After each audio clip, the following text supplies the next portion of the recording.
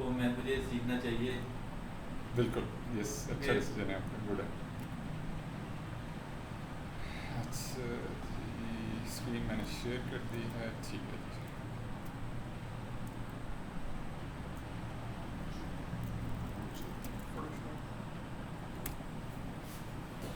एक मैंने मेडिकल के हवाले से, क्योंकि मेरा फील्ड वही थी, मेडिकल डिस्चार्ज।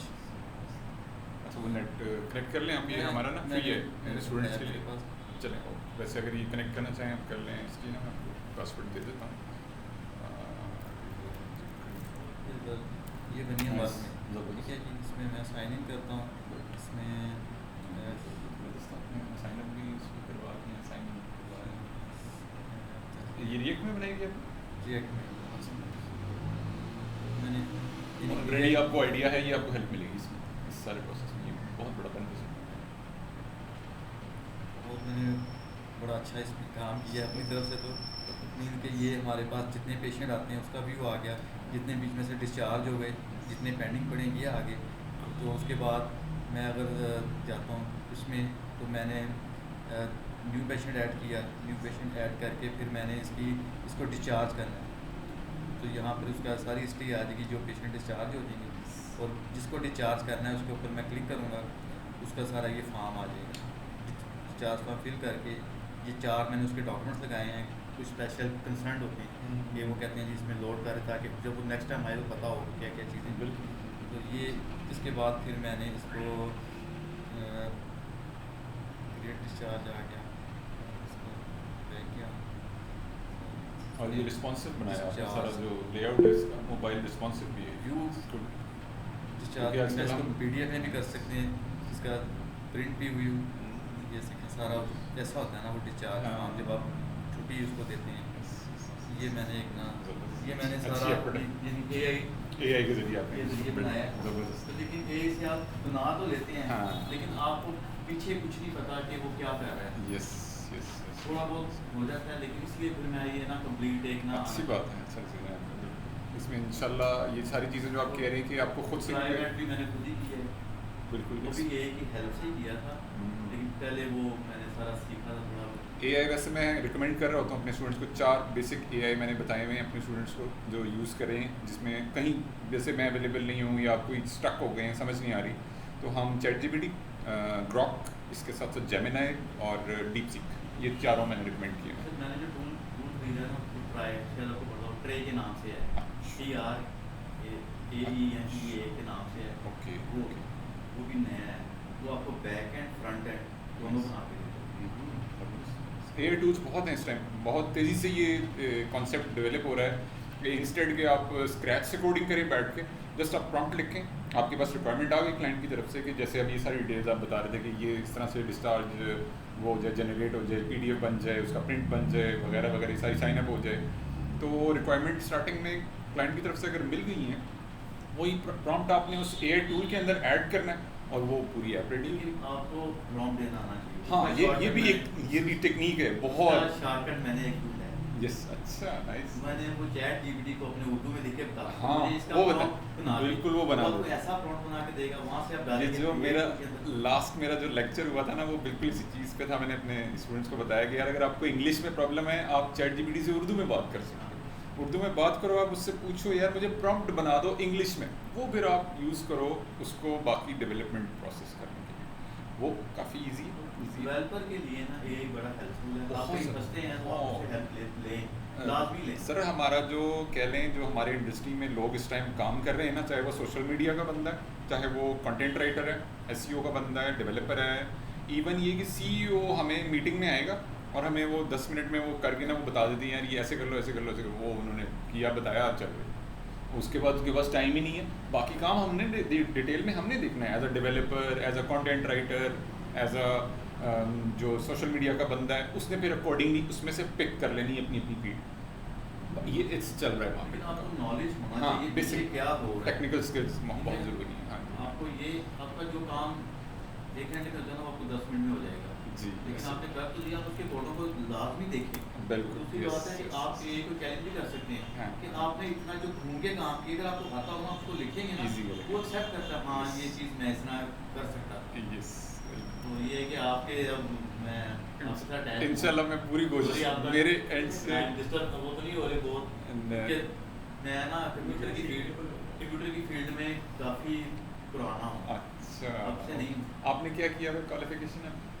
Simple BA. अच्छा बीए किया है। उसके तो फिर पुराना बीए। जबरदस्त है कि BA आप तो उसके मेरी एज है यार। बावजूद आप इस फील्ड में इतने इन हुए में विच इज़ गुड, मतलब नॉन आईटी के बंदे हो के अब आईटी वालों से ज़्यादा बेहतरीन परफॉर्म कर उस रहे वक्त मैट्रिक के बाद मैंने इसका बेसिक कोर्स किया था। हैं। ओके 94 में शायद 93 92 में मैट्रिक किया। सही, साथ साथ ये भी चलता रहा, साथ साथ वो बेहतरीन है, बेहतरीन है। आपने अपने आप को हमारा एक्टिव जो रखा। इलाका है वहाँ पर हाँ, बढ़ नहीं सकता कोई। नहीं वो नहीं इसलिए बहुत मैं difficult। शायद पीछे रह गया हूँ। तो लेकिन ये है कि अब इतना काम आता है कि मैं एक डेवलपर के तौर पे कोई ऐप वो ऐप मैंने और शुरू की हुई है। कैपेबल हैं आप, ज़बरदस्त है। एक मैं स्मॉल बिजनेस वो भी मैंने आधे से ज़्यादा बना दी। दूसरी इंस्टॉलमेंट जो ये लोग सेल करते हैं इंस्टॉलमेंट पे, हाँ, हाँ, हाँ, उसकी भी ऐप मैंने स्टार्ट की। ज़बरदस्त, चलें गुड। ये अब मैं ना टोटली हर चीज़ों को ब्लॉक करके आपके पास आया हूँ कि मैं ना कम से कम इतना दूर हासिल करा दूँ पीछे जो कोडिंग है ना हाँ। उसको समझ सकूँ। इंशाल्लाह इंशाल्लाह मेरी पूरी कोशिश होगी इंशाल्लाह, मैं इसी नीयत से ये कोर्सेज करवा रहा होता हूँ। मेरी पूरी कोशिश होगी कि आप लोगों को जितना ज़्यादा मेरे एक्सपीरियंस के हिसाब से जो मैं आप लोगों के साथ बेहतर तौर पर डिलीवर 4-5 लेक्चर हो गए हैं, बस मुझे लेक्चर आप प्रोवाइड कर दीजिए। बिल्कुल। वो मैं खुद ही उसको मैं कर जैसे दूँगा। ही आप ग्रुप का हिस्सा बनेंगे, अपना को आप ओके करेंगे कि जी मैंने एडमिशन इनरोलमेंट करनी है, वो आपके साथ जितने प्रीवियस लेक्चर्स हैं वो शेयर कर दिए जाएंगे, वो सारे, और ग्रुप में आपको ऐड भी कर दिया जाएगा। हमारा जो व्हाट्सएप ग्रुप है, जो भी कन्वर्सेशन हमारी चल रही होती है, क्लास के टाइमिंग जैसे आज का टाइम चेंज हुआ है, आज 6 से 8 हुई है क्लास, अदरवाइज़ ये क्लास होती है 4 से 6 as per availability of classroom. ये क्लास जो है वो आज से उन्होंने टाइम चेंज किया। मैंने जो कुछ भी सीखा है ना यूट्यूब से लेक्चर पढ़ के सीखा। ये मेरे पास था। आप सेल्फ लर्नर भी हैं, विच इज़ गुड, ये बहुत प्लस पॉइंट है। पूरी बहुत पूरी मेरे पास टूल थे ऐसे कि पूरी मैं प्ले लिस्ट ही उठा लेता हूँ। ज़बरदस्त है, ज़बरदस्त, अच्छी बात। 30 फाइलें भी ना। खुद से आप करते हैं, इन चीज़ों को एक्सप्लोर करते हैं तो बहुत अच्छी बात लेकिन है। यहाँ पर आपके साथ टेंशन होना चाहिए कि देखिए वो चीज़ आपको आ जाएगी। हाँ। अब कभी आप कर लेते हैं, कभी 5 लेक्चर एक दिन में देख लेते हैं। यहाँ पर आप पूरा एक अपना रोड मैप लेके चलते हैं कि आज मैं इतना ही सीखा, यस, और वो फिर याद भी रहता है। हाँ, वो दूसरी आप बात है कि आपके साथ ज्वाइन है कि उसको प्रैक्टिस करेंगे ना। फ्रीलांसर पे कैसे काम करते हैं, हाँ। कैसे आप एक सॉफ्टवेयर हाउस में काम करते हैं, ये चीज़ें मैं इंशाल्लाह इंशाल्लाह Yeah. गुड टू गो, बिस्मिल्लाह करते हैं। तो जी लास्ट टाइम जो हमने लेक्चर देख रहे थे हम, उसको मैं देख लेता हूँ।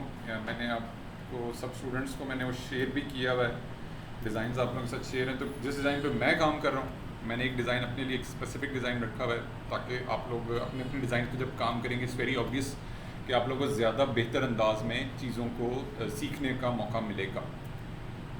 अच्छा जी, हम ओपन कर लेते हैं फाइल, और वो है जी हमारा पेज प्रोजेक्ट्स।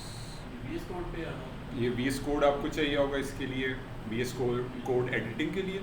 इसके साथ साथ क्रोम ब्राउज़र हमारा, फ़ोटोशॉप कर लें इंस्टॉल। फ़ोटोशॉप का हमारा एक लिंक है गेट इनटू PC, वहाँ से जाके फ्री आपको वर्जन मिल जाएगा। अदरवाइज़ अगर आप पेड में जाना चाह रहे हैं तो फिर एडोबी की जो प्रोडक्ट है वो परचेज़ कर सकते हैं। आप क्रिएटिव क्लाउड पे जाके अकाउंट क्रिएट करें, वहाँ से बाई भी कर सकते हैं। ये बेसिक हमारी चीज़ें अभी के लिए। वैसे फिग्मा भी है, उस पर भी अकाउंट क्रिएट मैंने कह दिया था, फिग्मा पे अकाउंट क्रिएट कर लें। काफ़ी सारी चीज़ें मैं लिंक्स ना गाहे बगाहे शेयर करता रहता हूँ, ताकि उसको फॉलोअप में रखना आप लोगों के लिए आसान हो। ईजी सारे लिंक्स आपके साथ जब आप ग्रुप का वो बन जाएंगे, पार्ट बन जाएंगे, तो ये सारे लिंक्स आप लोगों के साथ शेयर कर दिए जाएंगे। दोबारा से मैं एक दफ़ा गो थ्रू करूँ। VS कोड, फोटोशॉप और सिग्मा, हाँ बिल्कुल, ये 3 टूल हम इंस्टॉल कर लेंगे। बेसिक। हाँ जी, ये मेरा पेज, ये मैं लैंडिंग पेज बना रहा था जी, और इसको मैंने ओपन कर लेना है VS code, CMD enter, code space dot. आपका इशू रिजॉल्व हो गया था जुल्फर ने, वो वाला जो गिट पुश हो गया था। हो गया था। चल आगे जाके थोड़ा क्लियर हो गया, वो वर्सन पे डिप्लॉय हुआ। अच्छा, उसके ना स्क्रीनशॉट्स आपने लेके, जैसे आपने पहले क्वेश्चन किया उसी का स्क्रीनशॉट लेके आप फिर फर्दर कर लेना, या आप क्योंकि आज अवेलेबल हो तो आज हम इसलिए मैं फेस टू फेस, हाँ फेस टू फेस कर लेंगे, इसको फॉलोअप में रख लेंगे।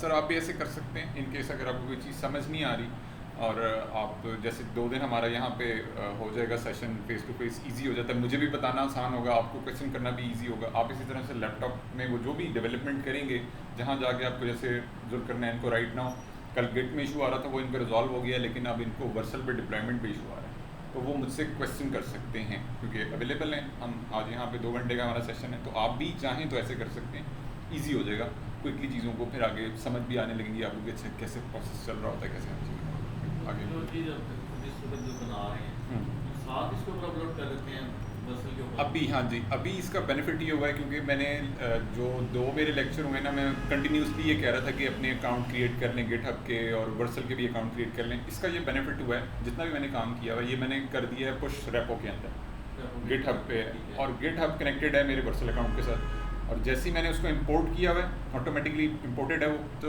जैसे ही मैं गिट की कमांड पुश करता हूँ इसको गिट क्लाउड पे सेंड करने के लिए, वो ऑटोमेटिकली डिप्लॉय हो जाता है वर्सल पे, लाइव डिप्लॉय हो जाती है, रन टाइम पे चीज़ें चल रही होती हैं। जस्ट आपने गिट की कमांड्स देनी, कल मैंने शेयर की हैं, मैं आज फिर दोबारा से शेयर कर दूंगा।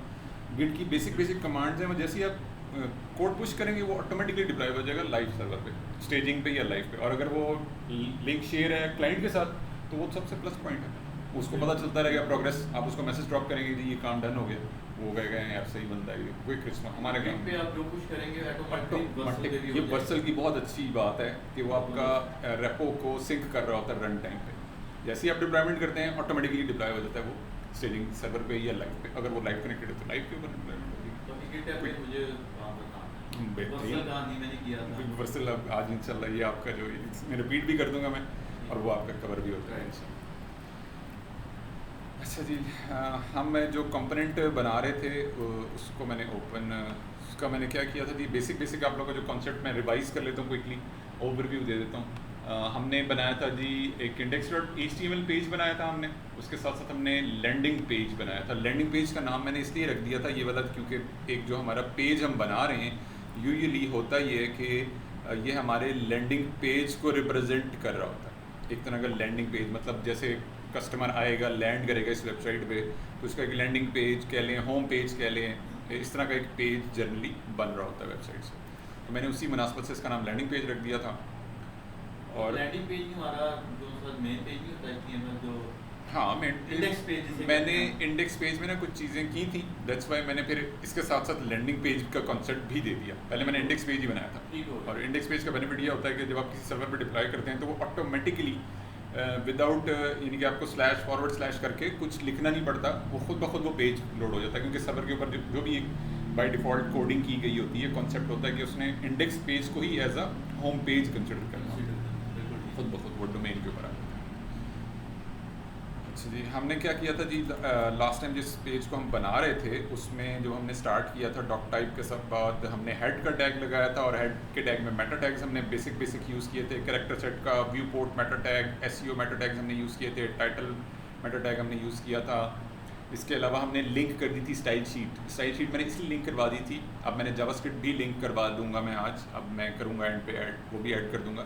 इसलिए करवा दी थी क्योंकि हमने एक डिज़ाइन पे काम करना है, तो बेहतर है कि हम पहले ही दिन से साइड बाय साइड तीनों चीज़ों को हम लेके चलेंगे, और हम कर भी ऐसे ही रहे होते हैं जब रियल टाइम प्रोजेक्ट्स पे काम कर रहे होते हैं, तो तीनों चीज़ों का कॉम्बिनेशन होता है। हमारे HTML के टैग्स भी इस्तेमाल हो रहे होते हैं, हम स्टाइल शीट भी लिख रहे होते हैं, बहुत एडवांस लेवल की नहीं मैं लिख रहा स्टाइल शीट, बहुत बेसिक लेवल की चीज़ें मैंने अभी तक आप लोगों को बताई हैं।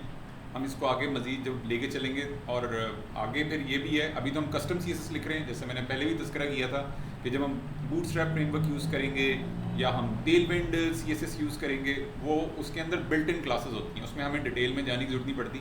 लेकिन चूँकि अभी हम सीख रहे हैं, पहला स्टेप है हमारा कस्टम CSS लिखने का तरीका हम सीख रहे हैं, उसका सिंटैक्स लिखने का तरीका सीख रहे हैं, तो ये चीज़ें हमें हेल्प आउट कर रही हैं। उसी सिलसिले में मैंने कुछ बेसिक चीज़ें आप लोगों को बताई थी, और उन बेसिक चीज़ों में जब हमने स्टाइल शीट लिंक कर दी थी, और अगर मैं स्टाइल शीट को ओपन करता हूँ तो उसमें स्टेरिक के साथ पैरेंथेसिस ब्रैकेट स्टार्ट और एंड, और उसमें पैडिंग और मार्जिन, ये मैंने पहली एक बुनियादी प्रॉपर्टी बताई थी।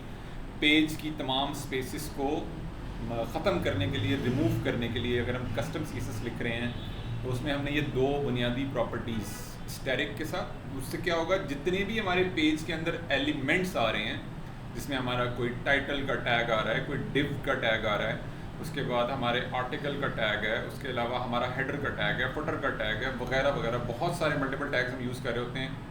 उसके तमाम की जो इंटरनल स्पेसिंग और आउटर स्पेसिंग, पैडिंग और margin, internal and outer spacing, वो क्या कर देगा, वो रिमूव कर देगा, ख़त्म कर देगा।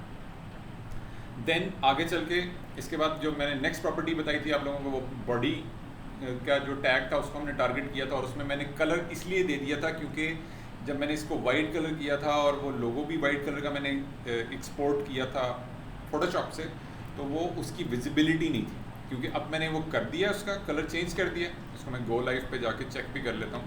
गो लाइव एक एक्सटेंशन है, आप भी इंस्टॉल कर सकते हैं। उसका ये बेनिफिट हो जाएगा कि वो आप जस्ट खाली क्लिक करेंगे और वो आपके लोकल एक सर्वर बन जाएगा आपका पीसी, और वो उसके ऊपर प्रोसेस करना शुरू कर देगा।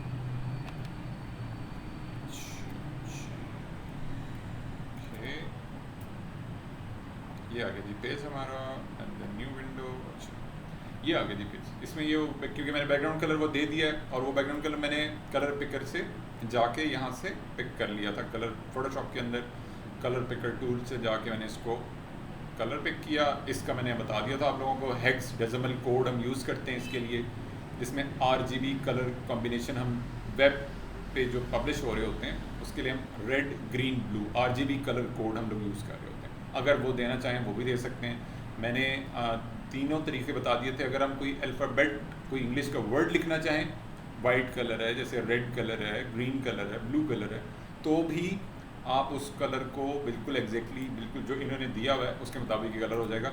अगेन क्योंकि इस कलर का नाम हम एग्जैक्टली नहीं पता इंग्लिश वर्डिंग में, तो ज़्यादा बेहतर डिसीजन ये होता है एज अ डेवलपर कि हम हेक्स डेसिमल कोड यूज़ कर रहे होते हैं। और जब हमें कोई डिज़ाइन हैंड ओवर किया जाता है, जैसे ये डिज़ाइन हमारे पास ओपन हुआ हुआ है फोटोशॉप के अंदर, तो इसमें एक हमें स्टाइल गाइड भी दी जाती है। ये खाली आप एक पेज देख रहे हैं। जब आप ओरिजिनल प्रोजेक्ट पे काम कर रहे होते हैं और आप प्रोफेशनल डिज़ाइनर के साथ काम कर रहे होते हैं, तो आप लोगों को एक अदद UX स्टाइल गाइड भी दी जाती है। UX स्टाइल गाइड भी दी जाती है। उसका क्या बेनिफिट होता है, उसमें तमाम कलर कोड्स जो हैं, जैसे मैंने ये वाला एक कलर लगाया है, ये मेरा प्राइमरी कलर कोड कहला सकता है। इस सारे पेज के ऊपर जितना भी एक कलर कॉम्बिनेशन चल रहा है उसके अंदर क्या है, ये प्राइमरी कलर कोड है, बुनियादी।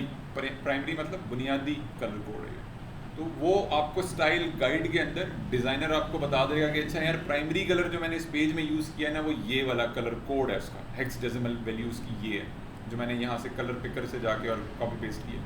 अगर आप कह रहे हैं कि यार मैं यहाँ से जाके कॉपी पेस्ट नहीं करना चाह रहा, तो वो आपको लिख के ना उसे कलर कोड, इसी तरह से एक फाइल बनाएगा वो, और वो कलर कोड आपको वो दे देगा कि यार ये वाला हेक्स डेसिमल कोड आप यूज़ कर सकते हो। डेवलपर की आसानी के लिए ऐसी चीज़ें बनाई जाती हैं। विद इन फोटोशॉप भी ऐसे होता है, विद इन इलस्ट्रेटर भी ऐसे ही हो रहा होता है। इसी तरह से XD के अंदर अगर काम हुआ हुआ है, डिज़ाइन बना हुआ है, इसी तरह से फिग्मा में है, स्केच में है, और कैनवा के अंदर भी। तो ये सारी की सारी चीज़ें एक तरह से सिंकिंग हो रही होती है। और डिज़ाइनर के लिए, डेवलपर के लिए डिज़ाइनर इस काम को ईजी कर देता है by providing the hex decimal values, 6 digit code, hex decimal values 6 digit code. और इसी कोड को मैंने यहाँ पे पेस्ट कर दिया था। सिंपल मैंने एक वैल्यू दी थी उसको जाके इस कलर कोड की हैश के साइन के साथ, और मैंने एक बुनियादी प्रॉपर्टी जो बहुत ज़्यादा बेसिक, बिल्कुल बुनियादी प्रॉपर्टी है, कोई एडवांस प्रॉपर्टी नहीं है, सिंपल मैंने एक बैकग्राउंड कलर दिया है, उसमें जाके मैंने वैल्यू दे दी है। बस आप लोगों ने इस चीज़ का ख्याल रखना है, लास्ट टाइम भी मैंने जिक्र किया था कि आप लोगों ने कॉलन, सेमी कॉलन्स और इन चीज़ों का आपने ख़ास ध्यान रखना होता है। अगर आप कोई चीज़ मिस कर जाते हैं तो क्वाइट पॉसिबल चांसेस के एरर दे दे, या वो चीज़ रन ही ना हो, लोड ही ना हो, वो फ्रंट एंड पे आपको नज़र ही ना आए। तो आपने इस चीज़ का बहुत ज़्यादा ध्यान रखना है, HTML के टैग्स लिखते हुए भी, और इसमें भी स्टाइल शीट के अंदर भी, और इसी तरह जब हम जावास्क्रिप्ट लिखेंगे तो उनमें भी ये तमाम चीज़ें। इवन बाज़ मरतबा ऐसे भी होता है कि अगर हम एक सिंगल डॉट भी मिस कर गए हैं ना, तो हमारा पूरा 1 घंटे का 2 घंटे का टाइम जो है वेस्ट हो जाता है। तो इन चीज़ों को अगर हम स्टार्टिंग में ही बड़ा ध्यान से लिखना सीख लेंगे और गौर से देखें, तवज्जो से हम लिखेंगे कोड, तो आगे चल के जब अब प्रोजेक्ट स्केल अप होगा, जैसे अभी हम खाली लैंडिंग पेज बना रहे हैं और कल को इस वेबसाइट के 50 और पेजेस बनाने पड़ जाते हैं, तो आपके लिए मैनेज करना आसान होगा अगर आपने डे 1 से ऑर्गेनाइज वे में काम किया हुआ होगा।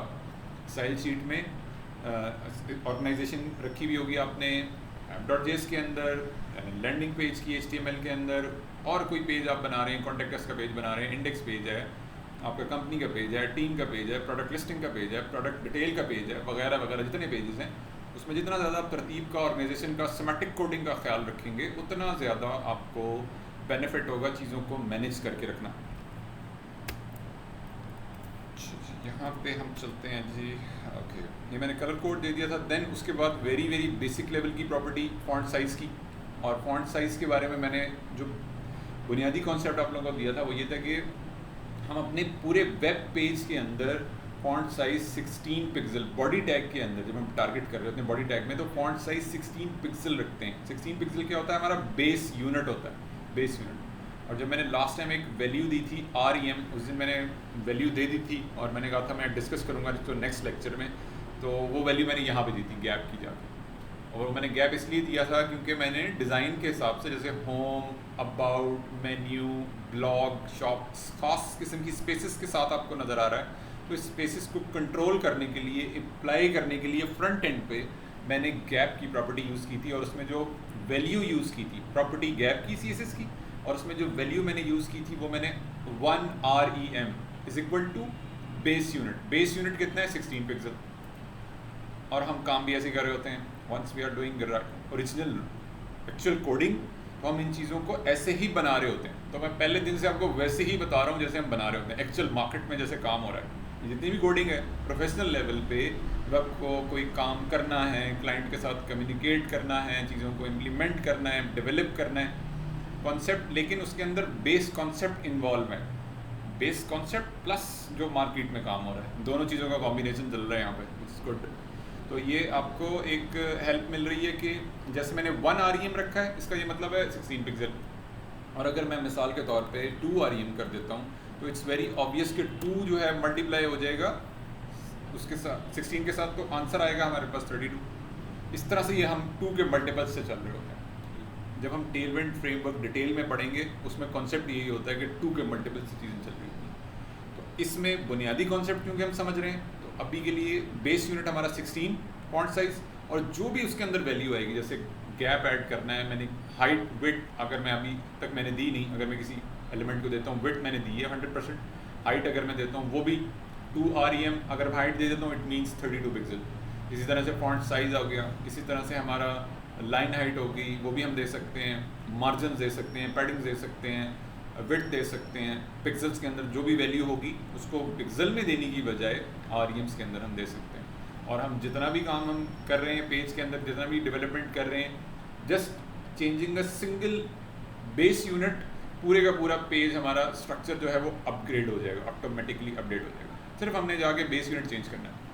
अगर हमने वैल्यूज़ REMs में दी हैं, ये REMs में देने का बेनिफिट यही होता है कि आपने जस्ट एक single line of code change करना है और आपके सारे पेज का जितना भी, जैसे क्लाइंट कल को कह देता है यार कि आप इसको फॉर एग्जांपल या पेज तो बना रहे हो, इसकी ना आप ओवरऑल जो लुक है इसको इंक्रीज़ कर दो, फॉन्ट साइज, इसका लेआउट, स्ट्रक्चर। तो आपका क्या बेनिफिट क्या होगा जब आपने इसको REMs में कंट्रोल किया हुआ होगा। जैसे आपने इस बटन को विड्थ दी होगी REM में, इसके फॉन्ट साइज़ REM में दिए होंगे, इसके फॉन्ट साइज़ जैसे हम font.google यूज़ करेंगे, इसके फॉन्ट साइज़ आपने REM में दिए हुए होंगे। तो जस्ट खाली changing of single line in CSS base unit, जैसे मैं बता भी रहा हूँ बार बार, this is the base unit, this is the base unit. Mention भी कर देता हूँ मैं, जब आप लोग कोड पढ़ें तो आप लोगों को पता होगा कि क्या बात हो रही है। जब आप यूट्यूब का लेक्चर देख रहे हो और इस कोड को पढ़ रहे हो तो दोनों चीज़ें सिंकिंग हो रही हो कि बात क्या हो रही है। बेस यूनिट, तो वो क्या हो जाएगा जी, आपका सारी की सारी चीज़ें इंटरलिंक्ड हैं, कनेक्टेड हैं। जैसे ही आपको 18 फॉन्ट साइज पिक्सल पे जाना है, वालेकुम अस्सलाम सर, कैसे आप खैरियत से?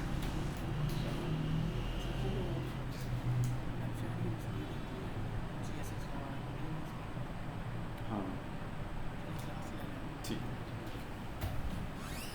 अच्छा जी, ये हो गया जी हमारा। हाँ, फॉन्ट साइज़ का मैंने बता रहा हूँ आपको। तो फॉन्ट साइज़ क्या हो जाएगा हमारा, 18 पिक्सल पे जाना है। क्लाइंट कह रहा है यार ये ना जितना भी आप बना रहे हो इसको सिंपल आप font size base unit increase करो, 18 पिक्सल पे चले जाओ। अभी 16 पिक्सल पे जो पहले डिज़ाइन दिया था उन्होंने, उनके डिज़ाइनर से उन्होंने नया डिज़ाइन बनवाया और उस पर 18 पिक्सल पे वो ले गए, बेस यूनिट 18 पिक्सल पे। तो मेरे लिए क्या आसानी हुई एज अ डेवलपर कि मैंने CSS में, कस्टम CSS में उसको कंट्रोल किया हुआ है via using a base unit. तो जैसे ही मैं 16 से 18 पिक्सल पे जाऊंगा तो मेरा ऑटोमेटिकली सारे का सारा स्ट्रक्चर जो है वो मल्टीप्लाई हो जाएगा 18 के साथ। पहले वो 2 से हो रहा था, पहले स्पेस आ रही थी 32, अब वो 2 मल्टीप्लाइड पे 18 ऑटोमेटिकली 36 पे शिफ्ट कर जाएगा।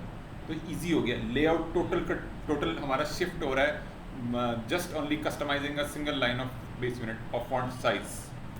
तो मीन्स के आपने उधर पिक्सल जो सेट किया था 16 पहले, उसके बाद हमने 18 कर दिया। Yes. जहाँ आपने वो इस्तेमाल किया है जहाँ भी मैंने अपने 50 पेजेस बनाए हुए हैं और मैंने फॉन्ट साइजेस यूज़ किए हुए हैं, गैप यूज़ किया हुआ है, विड्थ यूज़ की हुई सारे change हो है, गए। ऑटोमेटिकली दिस इज बहुत पावरफुल फीचर है ये CSS का। और ये जब आप एक सिमेट्री डिज़ाइंस पे काम कर रहे होते हैं, सिमेट्री यानी कि डिज़ाइनर ने इस चीज़ का ख्याल रख के हर चीज़ अलाइन की हुई होती है, तो खाली हमारा जो एक लाइन है ना, यूनिट हम चेंज करते हैं, खुद ब खुद सारी अलाइनमेंट भी अपडेट हो जाती है। ये बहुत बड़ी इसकी पावरफुल फीचर है। ये हमारे REMs के अंदर हम काम कर रहे होते हैं, जितने भी हम यूनिट यूज़ कर रहे होते हैं REMs के अंदर हम यूज़ कर रहे होते हैं, गैप का, विड्थ का, लाइन हाइट का वगैरह वगैरह, और बहुत सारी जगहों पे हम जो इंटरनली एलिमेंट्स के लिए हम चीज़ों को डेवलप कर रहे होते हैं, उसमें REMs को हम प्रेफर कर रहे होते हैं।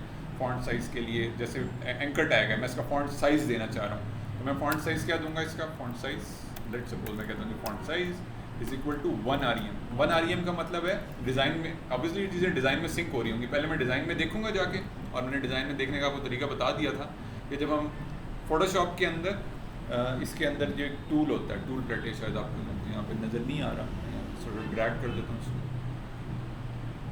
अच्छा जी, ये है जी हमारा टूल प्लेट है, ठीक है, यहाँ पे आ गया। और इसमें जाके मैंने ना ये चेक करना है कि डिज़ाइनर ने ये जो ऊपर नेविगेशन, जो कि मैंने पिछली दफ़ा बना दिया था कंपोनेंट नेविगेशन का, जो मैंने रेडी किया था, उसके अंदर ULLI के स्ट्रक्चर के अंदर, और मैंने एंकर टैग यूज़ किया था, तो मैं इसका फॉन्ट साइज़ देखना चाह रहा हूँ।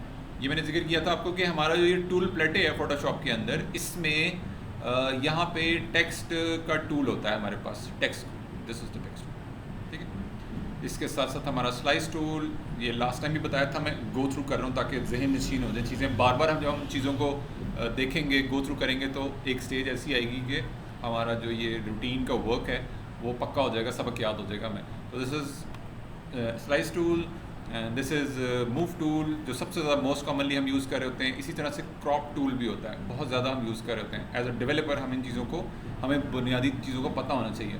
स्लाइस टूल के बारे में मैंने बता ही दिया आप लोगों का, मैं दोबारा भी गो थ्रू करूँगा, अभी मैं एक इमेज स्लाइस करता हूँ तो आइडिया हो जाएगा आप लोगों को। बाकी ये रेक्टेंगल टूल और ये कलर पिकर के बारे में तो बता ही दिया मैंने अभी आप लोगों को, जैसे हम ओपन करते हैं तो होगा। तो उसी में से एक टूल है जी टेक्स्ट टूल। तो मैं क्या किया जी, मैंने क्योंकि टेक्स्ट देखना है इसका मैंने ना चेक करना है इसका फॉन्ट साइज़ क्या रखा हुआ है डिज़ाइनर ने। जैसे मैंने आपको बताया कि ये फॉन्ट साइज़ आपको स्टाइल गाइड में भी मिलेगा, लेकिन चूंकि मेरे पास अभी एक ही लैंडिंग पेज है, मैंने सैम्पल के लिए डाउनलोड किया है, फ्री पिक पे जाके डाउनलोड की है एक PSD, तो उसी के ऊपर मैं क्लिक करता हूँ जी टेक्स्ट टूल, और ये जो टेक्स्ट लिखा हुआ है ना, जो लेयर्स हैं, लेयर्स के अंदर काम हो रहा होता है, जितना भी काम है हमारा with in the Photoshop, with in the Figma, with in the sketch, with in the XD, with in the Illustrator, ये सारे का सारा हो रहा होता है लेयर्स के अंदर।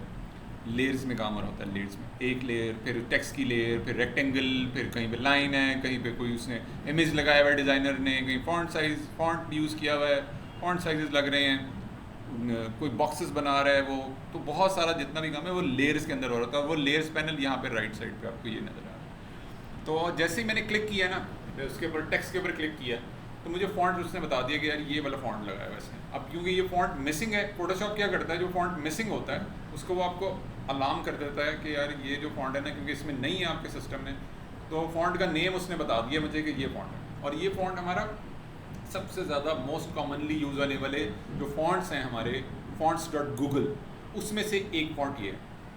वो हम चलते हैं जी, इसी फॉन्ट को इनकॉर्पोरेट करने के लिए, एम्बेड करने के लिए मैं चलता हूँ साथ ही fonts.google की ऑफिशियल वेबसाइट पे। जैसे मैंने लास्ट लेक्चर में बताया भी था आपको कि मैंने fonts.google को इनकॉर्पोरेट करना आप लोगों को सिखाना है, बुनियादी रिक्वायरमेंट है हमारी।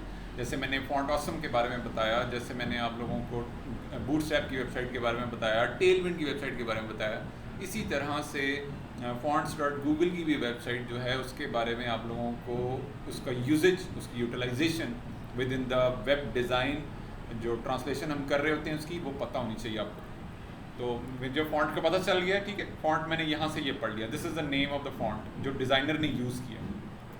और मैं जाता हूँ जी ब्राउज़र के अंदर, ठीक है जी, न्यू टैब करता हूँ मैं, और मैं लिखता हूँ जाके यहाँ पे fonts.google ऑफिशियल वेबसाइट है, फ्री एक सर्विस है गूगल की, जो आप अपने वेब पेजेस के अंदर यूज़ कर सकते हैं। मोस्ट कॉमन है, आसान है, इजी टू एम्बेड है। जस्ट आपने क्या करना है, वो वाला फॉन्ट सर्च कर लेना है यहाँ पे जाके। फॉन्ट का नेम है जी MONTES,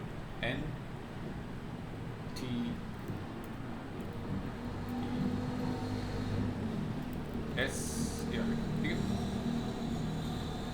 ये आ गया जी फॉन्ट। और जैसे ये फॉन्ट आ गया, आपने इसको, वो आपको बता रहा है कि यार आपको ना गाइड कर रहा है वो। जैसे ही आपने फॉन्ट लिखा तो उसके साथ ही उसने आपको नेक्स्ट ऑटोमेटिकली एक टूल टिप बना दी। This is called a tool tip. उसने आपको गाइड करने के लिए बता दिया, इंफॉर्मेशन दे रहा है वो आपको कि यार आप ये वाला जो बटन है ना गेट फॉन्ट का, जैसे आपने फॉन्ट लिखा है, फॉन्ट आ गया, सर्च हो गया, सामने डिस्प्ले हो रहा है। ये वाला जो फॉन्ट है ना, अगर आपने इसको अपने वेब पेज में यूज़ करना है या अपने सिस्टम में डाउनलोड करके इंस्टॉल करना है, दोनों ऑप्शंस अवेलेबल हैं। अगर आप सिस्टम में डाउनलोड करके इंस्टॉल कर लेते हैं तो ये वाला जो मैसेज आ रहा है आपके सामने, ये ख़त्म हो जाएगा, रिमूव हो जाएगा, वेव ऑफ, ये ख़त्म हो जाएगा। क्योंकि फ़ोटोशॉप क्या कर रहा होता है, फ़ोटोशॉप आपके सिस्टम में जो फ़ॉन्ट होते हैं, जैसे डिज़ाइनर ने ये वाला फ़ॉन्ट यूज़ किया है, मेरे सिस्टम में नहीं एग्जिस्ट करता, तो उसने मुझे मैसेज प्रॉम्प्ट कर दिया कि ये वाला फ़ॉन्ट मिसिंग है, ये आप इसकी फैमिली डाउनलोड कर लें और आप उसको इंस्टॉल कर लें। जब मैं इसको इंस्टॉल कर लूँगा तो ये मसला मेरा रिजॉल्व हो जाएगा फॉर द फ़ोटोशॉप। लेकिन फॉर द वेब पेज मुझे इसको ज़रा मुख्तलिफ तरीके से हैंडल करना है। उसी चीज़ को हैंडल करने के लिए हम इस गेट फॉन्ट के बटन पे क्लिक करते हैं। जैसे ही मैंने गेट फॉन्ट के बटन पे क्लिक किया तो मेरे पास दो ऑप्शन आ रहे हैं, एक गेट एम्बेडेड कोड का और दूसरा डाउनलोड ऑल। डाउनलोड ऑल में वही कॉन्सेप्ट है कि जैसे ही मैं क्लिक करूँगा डाउनलोड पे तो जितना भी ये फॉन्ट है वो मेरे पास डाउनलोड होके लोकली मेरे सिस्टम पे आ जाएगा। ये आ गया, ठीक है। इसको मैं पहले अनजिप कर लूँ और मैं आपको यहाँ प्रोसेस बता देता हूँ फॉन्ट्स के अंदर, सिस्टम के अंदर हम कैसे रखते हैं। साथ में हम 2 मिनट का वक्फा भी ले लेते हैं, अजान हो रही है।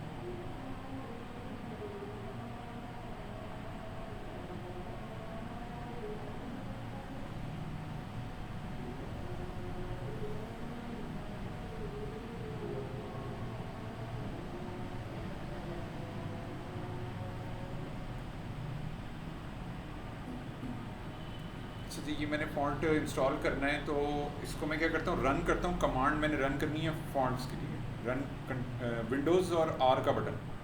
अगर आप मैक पे हैं तो कमांड और जो भी उसका बटन होगा फ़ॉन्ट्स के लिए इंस्टॉल करने के लिए बाय डिफ़ॉल्ट। तो मैंने सिस्टम की जितनी फ़ॉन्ट है उसका मैंने फ़ोल्डर ओपन कर लिया। विंडोज़ के अंदर आपको क्या ऑप्शन होता है कि विंडोज़ में फ़ोल्डर में सी ड्राइव में विंडोज़ में जाके फ़ॉन्ट्स के फ़ोल्डर में जितने फ़ॉन्ट इस टाइम अवेलेबल हैं वो आपको डिस्प्ले कर देगा। तो वहीं पे मैंने ये जो इंस्टॉल करना है फ़ॉन्ट, जो मैंने अनजिप किया है उसको और फिर मैंने उसको फ़ोल्डर में ओपन किया है, उसका जो भी फ़ॉन्ट का नेम है, एंड देन यहाँ से मैं जाके इंस्टॉल कर लेता हूँ by copy this font. 2 files हैं, .tdf और ये वाली दोनों फाइल्स मैंने कॉपी किया and then go to that folder and paste. तो ये दोनों फाइल्स हो गई हैं जी मेरे पास आ गई सिस्टम। फ़ोटोशॉप में भी अब मुझे अलाउ करते, मैं चेक करता हूँ उसको, आई थिंक या उसने मुझे ओके कर दिया, ठीक। तो ये भी कर सकते हैं माउस के साथ उसमें, हाँ ड्रैग भी कर सकते हैं, यस सिंपल ड्रैग कर लेंगे। तो ये क्या हुआ जी, अब क्योंकि उसको वो फॉन्ट मिल गया, दैट्स वाई वो प्रॉम्प्ट नहीं हुआ मैसेज के जी ये आपका मैसेज है। अच्छा जी, अब मैंने इस फॉन्ट को फोटोशॉप के लिए तो ओके कर दिया, लेकिन I need to use this font with in my web page, और उसके लिए हम चलते हैं जी गेट एम्बेड सिस्टम, वो चलते हैं जी हम इस वाले फॉन्ट, ये आपका सिलेक्टेड फैमिली है, ठीक है। ये ऊपर जो छोटा बैग बना हुआ है, ऐड टू कार्ट वाला बैग भी कह सकते हैं इसको। तो वो आपको बता रहा है कि यार इस वक्त ये जो फॉन्ट है नहीं सिलेक्टेड है, तो पहले मैंने डाउनलोड पे क्लिक किया था तो वो डाउनलोड हो गया, जिप में अनजिप किया और फिर वहाँ से वो आ गया। अब मैं क्या करना चाह रहा हूँ, इसको मैं एम्बेड करना चाह रहा हूँ with in my web page. क्यों? मैंने इस वाली नेविगेशन पे मैंने बना ली है, क्रिएट कर लिया लास्ट मैंने लेक्चर में, वो फॉन्ट वो वाला नहीं आ रहा जो डिज़ाइन में, तो मैंने इसको इम्प्लीमेंट करना है। That's why I am going to use the get embed code. और जब मैंने जैसे ही क्लिक किया तो वो मुझे उसके डिफरेंट वेरिएंट्स बता रहा है। अगर आप वेब पे यूज़ करना चाह रहे हैं, अगर आप एंड्रॉयड ऐप बनाना चाह रहे हैं, iOS ऐप बनाना चाह रहे हैं, फ्लटर बनाना चाह, 4 बेसिक उन्होंने आपको कॉन्सेप्ट दे दिए हैं। क्योंकि हमारा काम वेब डेवलपमेंट से है, हमारा मेन स्ट्रक्चर जो हम बना रहे हैं हमारा ज़्यादातर उसी के साथ इंटरेक्शन है। तो मैं वेब वाला जो टैब उन्होंने हमें दिया हुआ, this concept is also called as tabs. तो ये पहला वाला जो टैब है, वेब वाला जो टैब है, उसी में ही वो मुझे तरीका भी बता रहा है कि मैं किस तरह से एम्बेड कर सकता हूँ अपने वेब पेज के अंदर। HTML का जो पेज मैं बना रहा हूँ, landing page .html, indexed page .html, company.html, theme .contact वगैरह वगैरह, उसमें मैंने कहाँ पे जाके, किस लोकेशन पे जाके इस कोड स्निपेट को पेस्ट करना है और वो लोड हो जाएगा फॉन्ट मेरे फ्रंट एंड पे। तो इसके लिए मैं क्या करता हूँ जी, मैं क्या करता हूँ, जो मुझे तरीका वो बता दे रहा है एज अ फर्स्ट स्टेप के तौर पे, वो कह रहा है यार आप इस वाले कोड को ना एम्बेड कर दो with in the head tag. तो मैं इसी वाले सारे, ये क्या है बेसिकली, ये फॉन्ट गूगल की API है जो मैं इंटीग्रेट करना चाह रहा हूँ इस फॉन्ट को अपने वेब पेज के अंदर पब्लिश करने के लिए, फ्रंट एंड पे डिस्प्ले करने के लिए। क्यों? क्योंकि मेरी असाइनमेंट ये है, मुझे जो टास्क मिला है क्लाइंट की तरफ से, मुझे जो जिस कंपनी में मैं काम कर रहा हूँ उसमें मुझे ये साइन हुआ है कि ये डिज़ाइन मैंने ऐसे ही बनाना है जैसे दिख रहा है डिज़ाइन के अंदर फोटोशॉप में। तो मैंने इसकी इम्प्लीमेंटेशन भी इसी तरह से रखनी है और यही अप्रूव हुआ है डिज़ाइन क्लाइंट से। अगर क्लाइंट से अप्रूव डिज़ाइन ये हुआ है और आप उसको फॉन्ट नहीं लगा के देते तो वो फिर पैसे भी नहीं देगा। तो ये पैसे की गेम है सारी, वापस आ जाते हैं। और पैसे की गेम मैंने पहले ही बता दिया आपको, जब आप इस नीयत से काम करेंगे कि लोगों की ज़िंदगी आसान करनी, तो पैसा खुद ब खुद आएगा। ये की फीचर है, की फीचर। वैसे भी जब आप किसी से कोई देते हैं, जब उसकी रिक्वायरमेंट पूरी नहीं करेंगे वो तो 100 यस एग्जैक्टली, बिल्कुल यस। तो हम चलते हैं जी, ये मैं यूनिट इसको कर दूँगा 60 से, और मैं इसको आ जाऊँ लैंडिंग पेज थोड़ी सी, और लैंडिंग पेज में मुझे गाइड कर रहा है जी with in the head tag. तो मैं क्या कर लेता हूँ, जहाँ पे मैंने स्टाइल शीट रखी है ना, उसी के बाद मैं इसको यहाँ रख लेता हूँ, ठीक है, फेव आइकन, एंड देन यहाँ पे इसका नाम मैं रख देता हूँ जी, क्योंकि मैंने HTML कमेंट्स का कॉन्सेप्ट दे दिया आप लोगों को, तो मैं साइड बाय साइड लिखता भी जा रहा हूँ। तो मुझे आइडिया हो रहा है कि अच्छा ये वाला जो चीज़ है ये कैरेक्टर सेट को टारगेट कर रही है, ये व्यू पोर्ट का मेटा टैग है, ये SEO में टाइटल और लिंक शीट, एंड देन यहाँ पे गूगल फॉन्ट्स, गूगल फॉन्ट्स, ये मैंने कर दिया जी बेसिक्स। ये भी फायदा हो जाता है कि अगर आप ये अगर कल कोई दूसरा भी काम करता है तो उसको आइडिया हो जाता है, बहुत बेनिफिशियल है ये, आपके जो टीममेट्स हैं अपने लिए भी नहीं रहता, आप वो अपना कमेंट देख के तो उसपे कोड रीडेबिलिटी बहुत बिल्कुल हेड के टैग, यस। इसको बॉडी में नहीं करेंगे क्योंकि वो गाइड कर रहा है हमें, जो font.google की ऑफिशियल वेबसाइट है वो हमें गाइड कर रही है कि आपने इसको हेड टैग के अंदर रखना है, वो आपको गाइड कर रहा है कि अब हेड में क्यों रखना है। रीज़न मैंने आप लोगों को एक वेबसाइट बताई है, page speed insight, page speed insight, तो ये भी गूगल की प्रोडक्ट, और भी है जी मैट्रिक्स भी है, और सैमरश, और बहुत सारी चल रही हैं मार्केट में चीज़ें इस टाइम। ये बुनियादी है, बेसिक सी लेवल की चीज़ है। जब आप अपना वेबसाइट डेवलप कर लेते हो, जैसे कि पेज हमने बनाया हुआ है, डिप्लॉय किया हुआ है, उसका एक लिंक आ गया हमारे पास, जो भी लिंक बना, और वो लिंक हमारे पास आ गया वर्सल से, जैसे मैंने आप लोगों के साथ लिंक शेयर किया हुआ। वर्सल के प्रोजेक्ट में मैं जाता हूँ, और प्रोजेक्ट है जी हमारा this one। तो ये मेरे पास एक स्टेजिंग का लिंक आ गया, और ये पेज है जी लैंडिंग पेज, ये पेज है जो मैंने लास्ट टाइम बनाया था, जितना भी बनाया था वो मैंने साथ ही जब गिट पे पुश किया तो ऑटोमेटिकली सिंक हो गया। यहाँ पे जो मैं लोकली देख रहा हूँ प्रोजेक्ट ही वैसे ही डिप्लॉय हुआ है वर्सल के ऊपर, जितना मैंने लास्ट टाइम लेक्चर। अच्छा, अब वो लिंक मुझे बेसिकली वो लिंक चाहिए, तो मैं इसको रखता हूँ यहाँ पे। So I can analyse this page, कि इस पेज के ऊपर क्या चीज़ें मैं बेहतर से बेहतर कर सकता हूँ। ये मुझे रिकमेंड भी कर रहा है for the mobile and desktop, मुझे रिकमेंड भी कर रहा है, मुझे गाइड भी कर रहा है रन टाइम पे, और वो चीज़ें जहाँ जहाँ जो चीज़ें मैं बेहतर कर सकता हूँ सजेस्ट भी कर रहा है, ठीक है। तो अभी राइट नाउ इट्स 100%, क्योंकि मैंने बहुत मिनिमल सा काम किया हुआ इस पर, इसलिए 100 स्पीड आ रही है। और इसकी स्पीड को मेंटेन करने के लिए एक और ऑप्शन के तौर पे मैंने आप लोगों को वो भी बताया हुआ है, वो आपने Next.js में काम करना है, वो मैं ही करवाऊँगा, बताऊँगा आप लोगों को। लेकिन अभी के लिए सिर्फ उसका मैं नाम ले रहा हूँ मैं, ताकि आप लोगों को पहले दिन से उसके बारे में भी, रिएक्ट बेस ही एक मेन पेरेंट जो फ्रेमवर्क है वो रिएक्ट है, उसी का सब चाइल्ड पेरेंट का जो एक फ्रेमवर्क है वो है Next.js। Next.js के अंदर हम वर्सल का नहीं, वर्सल तो सर्वर है ना, एक है फ्रेमवर्क हमारा रिएक्ट जो यहाँ पढ़ाया जाएगा आपको, मर्ज स्टैक में रिएक्ट पढ़ाया, तो उसी का एक चाइल्ड फ्रेमवर्क है Next.js, जिसमें हम जितनी अपनी वेबसाइट्स हैं ना वो हम बनाते हैं, ताकि हमारा जितना भी काम है उसके लिए हमें एक एक्स्ट्रा एफर्ट पुट ना करनी पड़े, बल्कि वो फर्स्ट डिप्लॉयमेंट में सारी की सारी चीज़ें हमारी समराइज करके, कंप्रेस करके, मिनिमल करके कोड डिप्लॉय करे, और उसकी स्पीड मोबाइल पे और डेस्कटॉप पे अच्छी आए, उसके अंदर परफॉर्मेंस भी अच्छी हो, उसकी एक्सेसिबिलिटी भी अच्छी हो, उसकी बेस्ट प्रैक्टिसेस भी अच्छी हो, उसका एसईओ भी अच्छा हो। तो ये तमाम चीज़ें आपको मैयर करके भी बता रहा होता है पेज स्पीड इनसाइट, गूगल का जो एक प्रोडक्ट है, किसी भी वेबसाइट का आप चेक कर सकते हैं, क्योंकि मैंने Next.js का एग्जाम्पल दिया आपको, तो आप को, और मैं बताऊँगा भी Next.js का, आप लोगों को बताऊँगा भी आगे चल के, एडवांस लेवल पे हम जाएंगे। लेकिन अभी चूँकि मैं तस्करे तक मैं बात रख रहा हूँ कि हम प्रेफर कर रहे होते हैं ऐसे क्लाइंट के साथ काम करने के लिए जो बेसिक रिक्वायरमेंट ये रखता है हमारे सामने के मोबाइल पे, और मोबाइल पे उसकी स्पीड 90+ आनी चाहिए और डेस्कटॉप पे 100 आनी चाहिए। तो हम उसको एज अ सजेशन के तौर पे डेवलपमेंट एंड पे हम उसको सजेस्ट कर सकते हैं कि यार आप अपनी वेबसाइट Next.js में बनवा लें। रिएक्ट का जो एक चाइल्ड फ्रेमवर्क है जो वेबसाइट्स बनाने के लिए इस वक्त आजकल सबसे ज़्यादा हाईली रिकमेंडेड है और मॉडर्न वे है सबको उसको हैंडल करने के लिए, वो है Next.js। तो इसकी स्पीड भी बहुत अच्छी है। रिएक्ट पे Yes. चीज़ आप तैयार करते हैं तो वो काफ़ी स्पीड वाइज भी अच्छी है। बहुत बेहतर होता है, यस एग्जैक्टली। मैंने शेयर कर दिया लिंक भी इसका, क्योंकि इन्होंने वेबसाइट कुछ अपनी अपडेट की है, ये बहुत फिट किस्म का काम कर रहे होते हैं। इसका एक ओवरव्यू भी ले लिया करें, फ्लो भी वेबसाइट्स का ना, मतलब जितना ज़्यादा आप लोग गो थ्रू करेंगे, मैंने लास्ट टाइम भी जिक्र किया था कि जितना ज़्यादा आप लोग गो थ्रू करेंगे वेबसाइट्स को, आप लोग को समझ आने लगेगी कि चीज़ें चल कैसे रही होती हैं। जैसे ये देखिए इन्होंने ग्लास इफेक्ट लगाया हुआ है, this is called a glass effect. ये नेविगेशन बार के बैक एंड पे बैकग्राउंड में जैसे हमने बैकग्राउंड कलर दिया है तो इन्होंने ब्लर किया हुआ है, बैकग्राउंड ब्लर किया हुआ है। इसी तरह से एक CSS की प्रॉपर्टी होती है।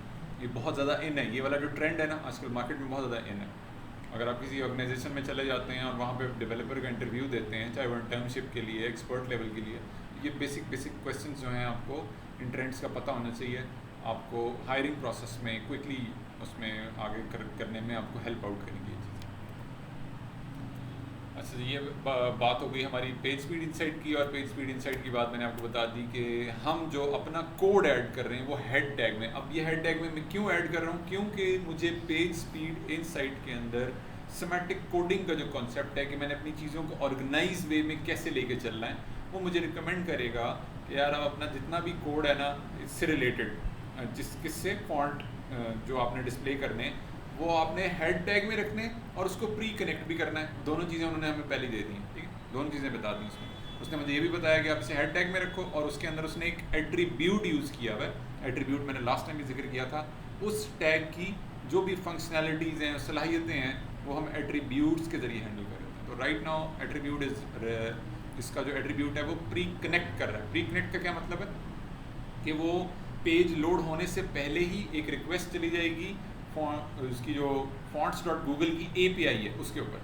और वो क्यों जाएगी रिक्वेस्ट, क्योंकि हमने एक फॉन्ट कनेक्ट करना है उसके साथ, ताकि हमारे पेज लोड होने से पहले, बाकी एलिमेंट्स लोड होने से पहले ये वाला फॉन्ट लोड हो जाए। उससे हमारे पेज की जो लुक कस्टमर को बेहतर से बेहतर नज़र आए। इन चीज़ों पे यानी कि इसका ये भी मतलब है कि फॉन्ट्स की जो गूगल वालों का जो एक कॉन्सेप्ट है वो आपको इसमें भी हेल्प आउट कर रहे हैं कि आपकी पेज की परफॉर्मेंस भी अच्छी रहे। सिर्फ यही मकसद नहीं है उनका कि फॉन्ट्स की फैसिलिटी वो आपको प्रोवाइड कर रहे हैं, बल्कि वो साइड बाय साइड वो आपको एज अ डेवलपर हेल्प भी कर रहे हैं कि वो आपको बाय डिफ़ॉल्ट ऐसा कोड प्रोवाइड कर रहे हैं जो ऑटोमेटिकली प्री कनेक्टेड है फॉन्ट उसके API के साथ, गूगल की जो फॉन्ट की API है। और उसके अंदर जो फॉन्ट हमें चाहिए रिक्वायर है उसका नाम भी आ गया। उसके अंदर डिफरेंट वेटेज हैं, उसके वेट होते हैं। फॉन्ट में क्या होता है, आज हम उस चीज़ को भी एक्सप्लोर करेंगे। फॉन्ट में वेट्स होते हैं, मैंने फ़ॉन्ट एक लगा दिया, अब हम चलते हैं जी, इसको सेव कर लेते हैं। फ़ॉन्ट लग गया, लेकिन ये इम्प्लीमेंट तब होगा जब मैं स्टाइल शीट के ज़रिए इसको इम्प्लीमेंट करूँगा। That's why I also already introduce the style sheet. मैंने आप लोगों को पहले ही बता दिया ताकि आप लोगों को दिक्कत परेशानी ना हो कि अब हम इसको आगे कैसे लेके चलेंगे। दोनों चीज़ें हैं अवेलेबल, साथ ही हम इसको ऐड ऑन कर लेते हैं एज अ फॉन्ट के तौर पे। जैसे मिसाल के तौर पे अभी के लिए मैं टारगेट करना चाह रहा हूँ इस वाले एलिमेंट के ऊपर, किस में, हेडर के अंदर जो नैव का टैग है, उसके बाद नेविगेशन का टैग, जो हमारी डिव है UL-LI का जो स्ट्रक्चर है UL-LI, उसके बाद एंकर टैग है, और फिर उसके बाद ये वाला फॉन्ट साइज़ हमने दे दिया मिसाल के तौर पे। और अब हम क्या कर लेते हैं, दूसरी इंपॉर्टेंट चीज़, फॉन्ट फैमिली। एक नई प्रॉपर्टी हम देख रहे हैं, इसका नाम है फॉन्ट फैमिली। फॉन्ट फैमिली क्यों लगाने लगा हूँ मैं, क्योंकि मेरे पास फॉन्ट आ रहा है ये वाला, और मैंने ये वाला फॉन्ट हेड में तो मैंने एम्बेड कर दिया, लेकिन उसको पता नहीं चलेगा ब्राउज़र को जब तक मैं जाके स्पेसिफिकली उस एलिमेंट पे या जर्नली बॉडी टैग के अंदर ये वाला फॉन्ट डिफ़ाइन ही नहीं कर देता। मुझे डिफ़ाइन भी करना पड़ेगा, वो मुझे बता रहा है। साथ ही जैसे मैंने स्क्रॉल डाउन किया, पहले मैंने ऊपर देखा तो हेड के टैग में उसने मुझे सारी डिटेल्स प्रोवाइड कर दी, ठीक है। And then once I scroll down तो मेरे पास एक ऑप्शन आ गया कि यार यहाँ पे ना ये मुझे CSS को भी लगाना है यहाँ पे, और CSS में जो प्रॉपर्टी मुझे चाहिए राइट नाउ, जिस प्रॉपर्टी को मैं अभी यूटिलाइज़ करवाना चाह रहा हूँ, वो मुझे चाहिए फॉन्ट फैमिली की प्रॉपर्टी। और फॉन्ट फैमिली की प्रॉपर्टी में उसी फॉन्ट का नेम जो फोटोशॉप में था, और अब मैंने गेट एम्बेड कोड किया, उसके अंदर भी वो नाम आया जब वो उसकी API ऐड हो गई वेब पेज के अंदर। और अब चूंकि मैं CSS के अंदर वो उसका नाम यूज़ करना चाह रहा हूँ, तो मैंने इसी लाइन ऑफ कोड को मैंने यूज़ करना है। वो ये बता भी रहा है आपको, use a unique and descriptive class name. अगर आप चाह रहे हैं कि इंस्टेड के मैं एलिमेंट के ऊपर लगाऊं, अभी मैं एलिमेंट के ऊपर टारगेट कर रहा हूं, वो चाह रहे हैं कि आप क्लास बना लें। उसने ये गाइड भी कर दी, क्लासेस हमने बनाना सीख ली हैं, लेकिन हम उसको रिपीट भी कर रहे हैं, साइड बाय साइड हम रिपीट भी कर रहे हैं। तो आप क्या कर सकते हो, क्लास नाम भी बना सकते हो उसी फॉन्ट की नाम की मुनासबत से। HTML के अंदर जो क्लासेस आप बना रहे हैं, उसकी जितनी अच्छी नेमिंग कन्वेंशन होगी आपकी, जितनी अच्छी ग्रिप होगी आपकी विकेबलरी पे, इंग्लिश की विकेबलरी पे जितनी अच्छी ग्रिप होगी, और जितने अच्छे तरीके से आप नेमिंग कन्वेंशन को फॉलो कर रहे होंगे, उतना क्विकली आपको चीज़ें ऑर्गेनाइज करने में आसानी हो रही होगी। और ये चीज़ें आपको हेल्प मिल रही होती हैं डिज़ाइन में से। डिज़ाइन में से मैंने आपको बता दिया, जैसे हमने कोई सेक्शन क्रिएट करना है, इंट्रो सेक्शन हमने बनाना है, तो हम उसका नाम इंट्रो बैनर रख सकते हैं। इसी तरह से फीचर का कोई सेक्शन है, इसी तरह से एक और ये नाम उन्होंने रखा हुआ है, इसी तरह से हॉट कॉफ़ी है, इसी तरह से वाइट कॉफ़ी वाउचर के नाम से। ये क्या है, सारे के सारे सेक्शन हैं। सेक्शन कस्टमर रिव्यू सेक्शन, उसी के आगे नाम की मुनासबत से उनका जो भी स्केजल है, we are open our branches, उसके बाद जो न्यूयॉर्क, जकार्ता, पेरिस, उसके बाद फुटर। तो ये सारी नेमिंग कन्वेंशन आपको हेल्प आउट कर रही होती है जब आप कोड के अंदर CSS कोड में काम कर रहे हैं, आप क्लासेस बना रहे हैं, आप जावास्क्रिप्ट के अंदर काम कर रहे हैं, आप HTML टैग्स के ऊपर क्लासेस लगा रहे हैं, वगैरह वगैरह। ये सारी की सारी चीज़ें आपको उसमें हेल्प कर रही होती हैं। तो वो यही चीज़ आपको बता रहा है यहाँ पे।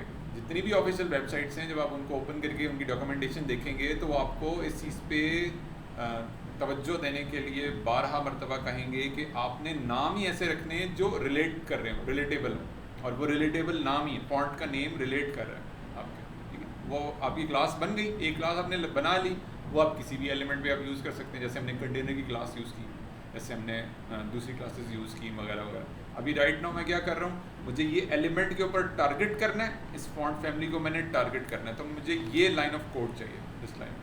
अभी मैंने फॉन्ट फैमिली की प्रॉपर्टी लगाई है ना, तो उसके बाद मुझे फॉन्ट यूज़ करना है, और वो डबल कोट कॉमा के अंदर इसी फॉर्मेट को हम फॉलो करेंगे।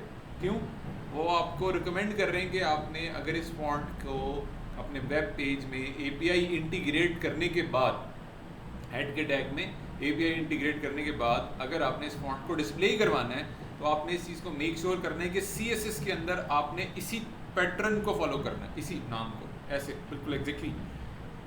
कोई आपने सिंगल की लाइन की भी चेंज, कोई डिजिट नहीं, अल्फ़ाबेट इधर उधर नहीं करना, स्पेस नहीं ऐड करनी, और ना आपका जो फॉन्ट है वो अप्लाई नहीं, जी सिंपल कॉपी पेस्ट है। वो आपको क्या भी, उन्होंने तो आइकन्स लगा दिए हैं, पहले ये आइकन्स नहीं होते थे, अब इन्होंने आइकन्स लगा दिए। आप कहते हैं कोड कॉपी करें और लगा दें। अब बाकी अगर आपको कोई चीज़ समझ नहीं आ रही तो AI tools highly recommended, ChatGPT, Grok, Gemini and DeepSeek, ठीक है। है जी, इधर से जाके आपने हेल्प ले लेनी है। उर्दू में बात करें, ChatGPT का बेनिफिट ये है, बेहतर तो है कि इंग्लिश सीख लें, हम ChatGPT से लिखवा के सीख लें, उसका बेनिफिट हो जाएगा, क्योंकि क्लाइंट जो है हमारे साथ इंग्लिश में बात कर रहा होता है, तो वो आपको ये बेनिफिट हो जाएगा कि आपको समझ भी आ जाएगी, आप जितना ज़्यादा प्रॉम्प्ट लिखेंगे, प्रॉम्प्ट लिखने का भी तरीका आ जाएगा, ये स्किल भी पॉलिश हो जाएगा आपका, बाकी साथ साथ आपको वेब डेवलपमेंट भी आती चली जाएगी। तो मैं इससे करता हूँ जी कॉपी, और मैं जाता हूँ यहाँ पे और इसी को पे पेस्ट कर देता हूँ। फॉन्ट फैमिली मेरे पास है, मैं क्या करता हूँ फॉन्ट फैमिली रहने देता हूँ और ये वाला पार्ट रिमूव कर देता हूँ, ताकि आप लोगों को भी पता चलता है मैंने कौन सा वाला हिस्सा भी राइट ना मुझे रिक्वायर है। तो मैंने ये स्पेसिफिकली जो चीज़ मुझे रिक्वायर है फॉन्ट फैमिली लिखने के बाद, सेमी कॉलन ऐड करने के बाद, जो मुझे स्पेसिफिकली चीज़ रिक्वायर है वो ये फॉन्ट नेम है, डबल कोट कॉमा के अंदर विद कॉमा सेपरेटर और सेंस सेरिफ। ये क्या कर रहा होता है, ये हमारे जो फॉन्ट हम लगा हुआ है ना, जैसे हमारा फॉन्ट लगा हुआ है, ये फॉन्ट लगा हुआ है कॉफ़ी, इसको मैं साइड पे करता हूँ, टूल्स को,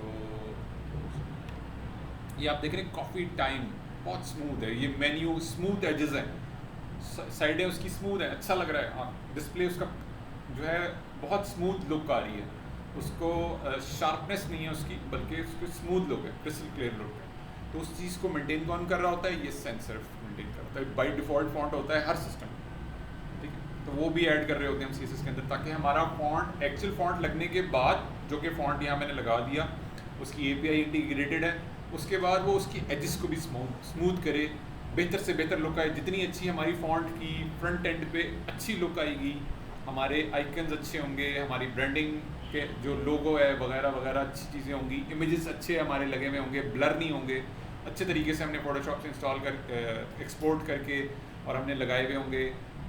हमने कोई AI टूल से हेल्प ली हुई होगी, आजकल AI टूल बहुत इन है, आप अपने इमेज को इन्हांस कर सकते हैं, AI लुक दे सकते हैं।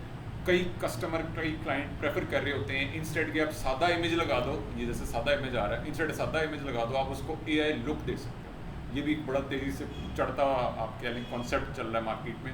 तो एज अ डेवलपर आपको ऐसे टूल्स का भी पता होना चाहिए कि आपने अगर एक इमेज लगा दी है और क्लाइंट ने आपको कह भी दिया है कि यार आप इसको AI वाली लुक दे दो, इतने पैसे दूंगा मैं उसके, तो अब आपने हेजिटेट नहीं करना, आपने कॉन्फिडेंटली जाके AI टूल इस्तेमाल करने हैं और वहाँ से जाके आपने उसको इन्हांस करना है और उसको लगा के 10 मिनट के बाद उसको मैसेज ड्रॉप करना है वर्सल पे कि देखिए जी ये हो गया डन, पैसे मुझे जो है ना आपको चीज़ दी है, इसको कहता है कि आप इसको ज़्यादा बेहतर कर दें, AI करवा लें, AI लुक दे दें। एक है बेहतर कर, एक है AI लुक देना, आजकल बड़ा कॉन्सेप्ट है। ये अभी आप देख रहे हैं ओरिजिनल स्नैप लिया गया कैमरे से, वो क्या कहेगा आपको कि यार ये इमेज तो ठीक है स्नैप्स लगा हुआ है, लेकिन इसको ना थोड़ी सी AI लुक दे दो। वो कहेगा यार टूल्स तुम्हें सब पता है, तुम डेवलपर हो, तुम रोज़ काम, मेरे पास टाइम नहीं है इतना, मैं 10 धंधे और देख रहा हूँ, 10 बिजनेस मेरे मैनेजमेंट लेवल पे चीज़ें मैं देख रहा हूँ, तो तुम क्या करो, तुम जाके सर्च करो और इसको इसी इमेज को, जैसे मिसाल के तौर पे जैसे ये एक इमेज है, एक और इमेज मैं आपको दिखा देता हूँ। एक चलते हैं जी हम लिंक्डइन पे, हमारे एक सोशल मीडिया के बंदे ने वो बनाई है जी, पोस्ट बनाई है, और वो पोस्ट है जी बिल्कुल टोटली ना उसके ऊपर बेस करती है, वो AI के ऊपर बेस करती है, और उसमें वो बंदी ओरिजिनल नहीं है, she is not original, she is totally AI based. तो ये कॉन्सेप्ट ये आपको कहेगा क्लाइंट, ये क्लाइंट ने NCO ने कहा कि यार ऐसी वीडियो बनाओ, पीछे केयर सिंह लिखा हो, ये ओरिजिनल उन्होंने लोगो यूज़ किया कंपनी का, इसकी सेटिंग वेटिंग की है, टूल के अंदर जाके ये पूरी बंदी आ गई, हाय, सारा मैं मिन्हा मैसेज हूँ, कर दिया, नई मेडिकल असिस्टेंट इसके केयर ऊपर सिंह हेल्थ में। जो वर्डिंग आ सब लोग रही है, बहुत फ्रेंडली और उसका जो सपोर्टिव हैं। बैकग्राउंड आ रहा है, हम और सारे मेडिकल का सारा असिस्टेंट्स हायर कर रहे हैं, ऐसे अगर आप किसी को चीज़ें जानते बहुत हैं demanding तो में कमेंट्स आजकल में मेंशन बहुत करें। इंस्टेड के आप पूरा एक हाय, मैं view मिन्हा hire हूँ, करो, नई medical within assistant care Singh some health time में। पूरी वो image बना सब के लोग उसने बहुत फ्रेंडली और video बना के सपोर्टिव फिर हैं। मैसेज भी कन्वे हो गया। हम और मेडिकल असिस्टेंट्स हायर कर रहे Inspirational हैं, चीज़ें चल रही अगर हैं। आप किसी तो को इसके ऊपर जानते grip हैं होनी चाहिए तो अपनी। कमेंट्स में मेंशन जितनी करें। grip होगी उतना क्विकली आप लोग आगे मूव ऑन कर सकते हाय, मैं मिन्हा हूँ, नई मेडिकल। हैं। एक और भी की हुई है इन्होंने, अच्छा ये भी देखें, ये भी कॉन्सेप्ट AI का है, This is also concept। ये इमेजेस भी बहुत इन चल रहे हैं उसके। ठीक हो गया, हमने AI टेस्ट दे दिया उसको, AI test। AI उसको थोड़ा सा और Yes। बेहतर कर दिया।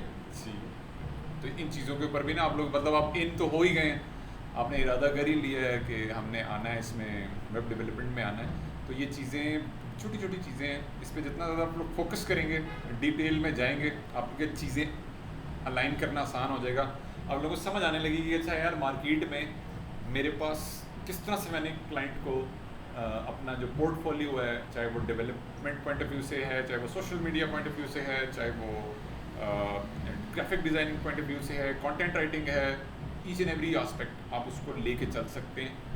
क्लाइंट को बताने के लिए तो लेके चल सकते ही है ना, बेशक आप बाद में कोई रिसोर्स अपने साथ ऐड कर लें अपने काम को अलाइन करने के लिए, स्मूथली रन करने के लिए, टाइमली देने के लिए, उसका भी भला हो जाएगा, वो आपके साथ कनेक्ट होगा, कुछ ना कुछ सीखेगा वो आपसे, आपने ऑलरेडी खुद से एक्सप्लोर करके सेल्फ लर्निंग करके एक्सप्लोर कर लिया, तो इस तरह से चेन एक बनती चली जाती है। तो आप इस तरह से भी चीज़ों को लेके चल सकते हैं।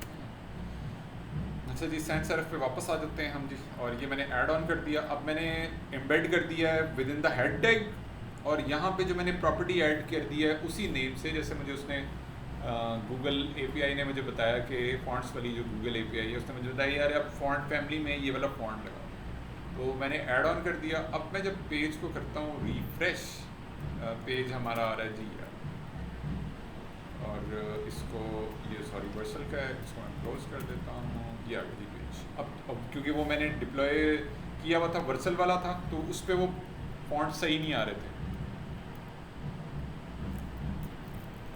लेकिन चूँकि मैंने अब लोकली अपने सिस्टम पे जो काम किया है वहाँ मैंने फॉन्ट लगा दिया है, वो बिल्कुल परफेक्ट हो गया।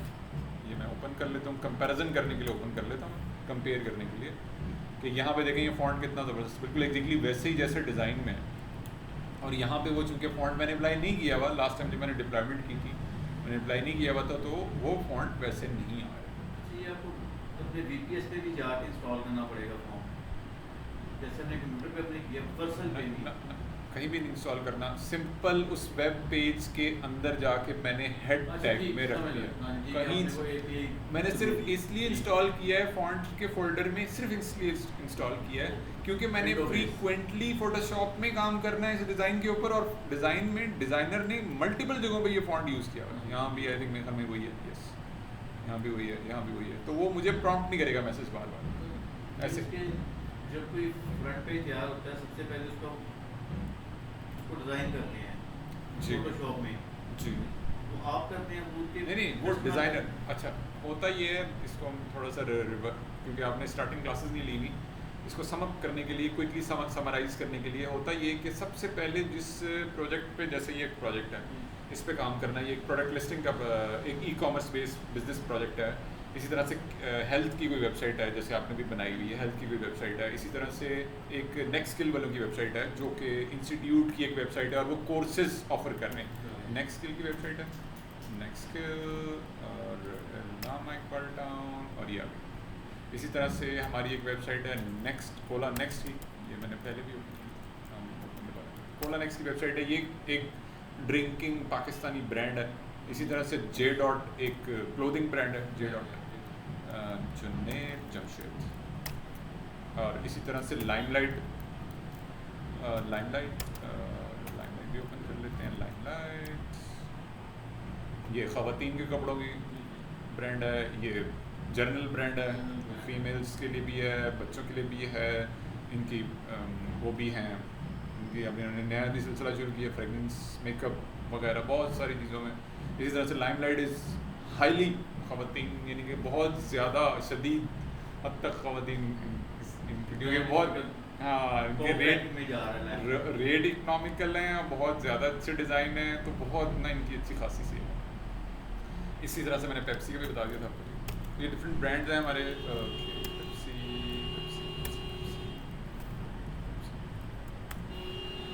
पाकिस्तानी ब्रांड भी आ गए थे हमारे पास, इंटरनेशनल लेवल के ब्रांड भी आ गए। हाँ इधर भी है, ये आप ऐसे जाएंगे बाहर दरवाज़ा, और इस रूम में भी है 5 मिनट जी जी बिल्कुल। अच्छा चलें जब तक आते हैं कंटिन्यू करेंगे, दोबारा हम चलते हैं पेज की तरफ। ओके अब मैंने क्या किया जी, मैंने सिंपल हेड टैग में उसको इनकॉर्पोरेट किया और मैंने वहाँ पे जाकर, और दूसरी बात एक और चीज़ जो मैं आप लोगों को बताना चाह रहा हूँ यहाँ पे, वो ये कि मैंने फ़ॉन्ट वेट भी ऐड करना है। फ़ॉन्ट फैमिली ऐड किया, पहले हमने फ़ॉन्ट साइज़ पढ़ा था, फिर हमने फ़ॉन्ट फैमिली ऐड किया, फिर हम क्या कर रहे हैं फ़ॉन्ट वेट ऐड करना है। फ़ॉन्ट वेट क्यों ऐड करना है, क्योंकि डिज़ाइन के अंदर अगर मैं देखूँ तो डिज़ाइनर ने फ़ॉन्ट वेट क्या किया हुआ है, बोल्ड, ये देखिए ऊपर उसने बता दिया font weight bold, the font weight is bold.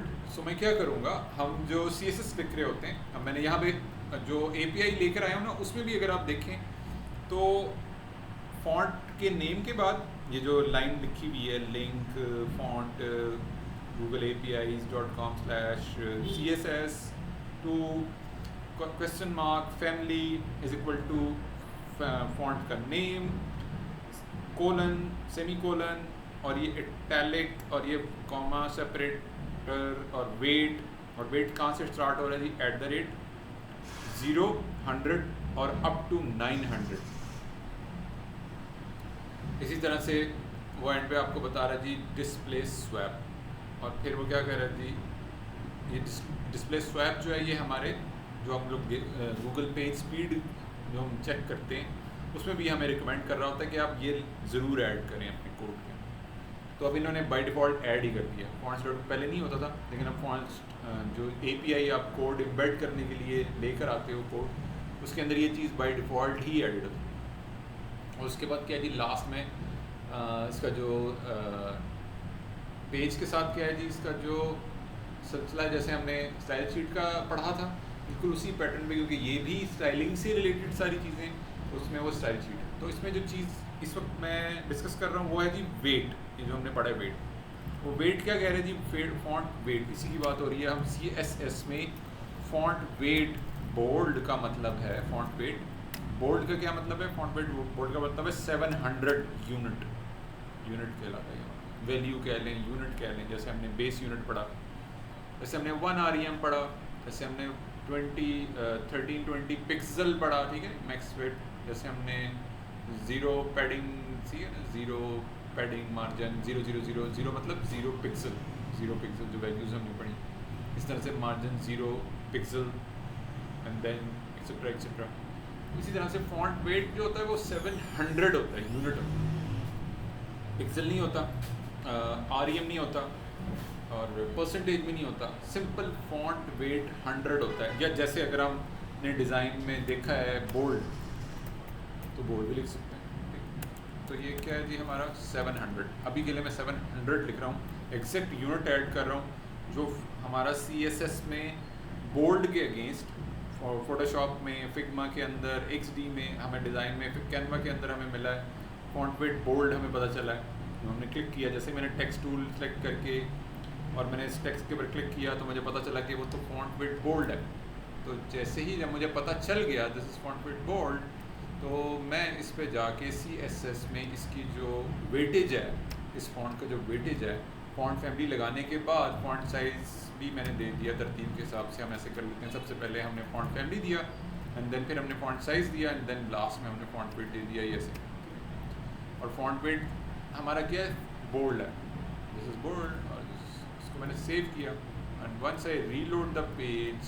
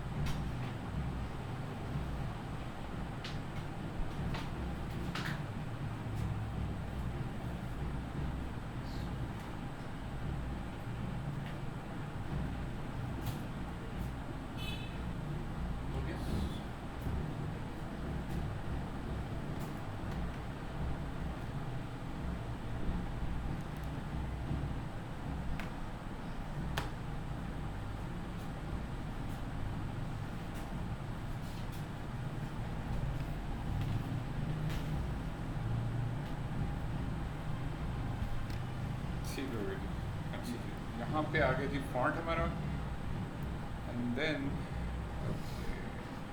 Font size, font weight हमारा आगे थी बोल्ड, और जब मैं करूँगा रीलोड पेज की जगह पेज, तो वो फॉन्ट वेट एग्जैक्टली बोल्ड उसके मुताबिक बिल्कुल डिज़ाइन के हिसाब से वो चीज़ें मैच भी होना शुरू हो गई हैं। हमने सबसे पहले फॉन्ट फैमिली लगाया, सबसे पहले उसका API एम्बेड किया, फिर हमने फॉन्ट फैमिली हमने CSS में ऐड किया, फिर हमने फॉन्ट वेट ऐड किया। अब वो एग्जैक्टली मिरर करने लगा बिल्कुल वैसे ही जैसे डिज़ाइन है। इसके बाद एक जो नेक्स्ट लेवल है हमारा वो हो गया जी हमारा फॉन्ट वेट, जैसे 6PT लिखा हुआ है।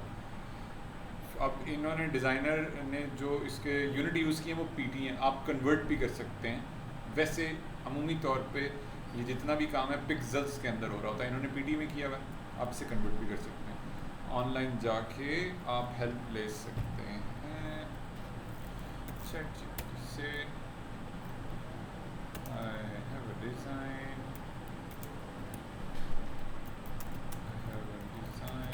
in Photoshop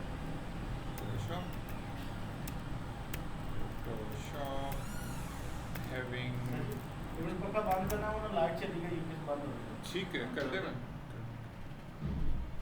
having the I have a design in Photoshop having the font size for main navigation text in PT is equal to 6PT. Can you help me to convert that in pixels, या REM भी कह सकते हैं आप, क्योंकि हमने REM में काम करना है, दोनों पॉसिबिलिटीज़ अवेलेबल। तो उसने मुझे एक स्टैंडर्ड रूल बता दिया कि जो 1PD है आपका वो इक्विवेलेंट होता है 1.333 px, यानी कि 96 dpi। और इसी तरह से सो फॉर द डिज़ाइन आपका क्या हो गया, इक्विवेलेंट क्या हो गया जी 8 पिक्सल। तो अगर मैं 8 पिक्सल रखूँगा तो वो तो बहुत माइनर हो जाएगा, छोटा सा बिल्कुल नज़र ही नहीं आएगा, डिस्प्ले नहीं होगा। तो मैं क्या कर लेता हूँ, क्योंकि डिज़ाइनर ने अपने जो उसकी जो DPI डेप्थ जो उसने यूज़ की हुई है वो उसके हिसाब से उसने डिज़ाइन बनाया है, तो इसलिए उसके जो वैल्यू आ रही है 8 पिक्सल आ रही है। मैं 8 पिक्सल नहीं रखूँगा, मैं एक स्टैंडर्ड जो मैं लेके चल रहा हूँ 1 REM, जैसे मैंने आपको बता दिया 16, उसकी रीडेबिलिटी भी बिल्कुल परफेक्ट है, ठीक है। इसी तरह से डिज़ाइन में अब बनना भी ऐसी चाहिए, वो बन गया बिल्कुल वैसे ही हो गया। ये सारा हमारा जब स्ट्रक्चर रेडी हो गया, बिल्कुल एग्जैक्टली रेडी हो गया। और इसमें एक चीज़ और जो मैंने लास्ट टाइम भी बताई थी, आज हम उसको इम्प्लीमेंट कर लेते हैं, वो है जी हमारी होवर या एक्टिव स्टेट। होवर या एक्टिव, जैसे इस वक्त डिज़ाइनर ने क्या किया हुआ है, हम इसको जूम करते हैं तो हमें पता चलेगा। डिज़ाइनर ने क्या किया, डिज़ाइनर ने इसकी एक लिख के ना, टेक्स्ट लिख के नीचे एक लाइन लगाई है। इसके दो मायने हो सकते हैं, जैसे मैंने आपको बताया स्टाइल गाइड में डिज़ाइनर हमें बाकायदा एक्सप्लेन करता है हर एलिमेंट के अगेंस्ट कि इस वाले कंपोनेंट को, इस एलिमेंट को डिज़ाइन करने की डिफरेंट स्टेट्स क्या हैं, normal state, hover state, active state वगैरह वगैरह। तो इसी तरह से उसी पैटर्न को फॉलो करते हुए ये क्या स्टेट हो सकती है, होवर स्टेट भी हो सकती है या एक्टिव स्टेट भी हो सकती है। तो ये हमारी होवर स्टेट, लेट्स सपोज मैं इसे hover state right now consider करता हूँ, तो मुझे क्या करना है, जब इसके ऊपर होवर करेगा, होवर मतलब माउस होवर, होवर स्टेट मतलब माउस होवर।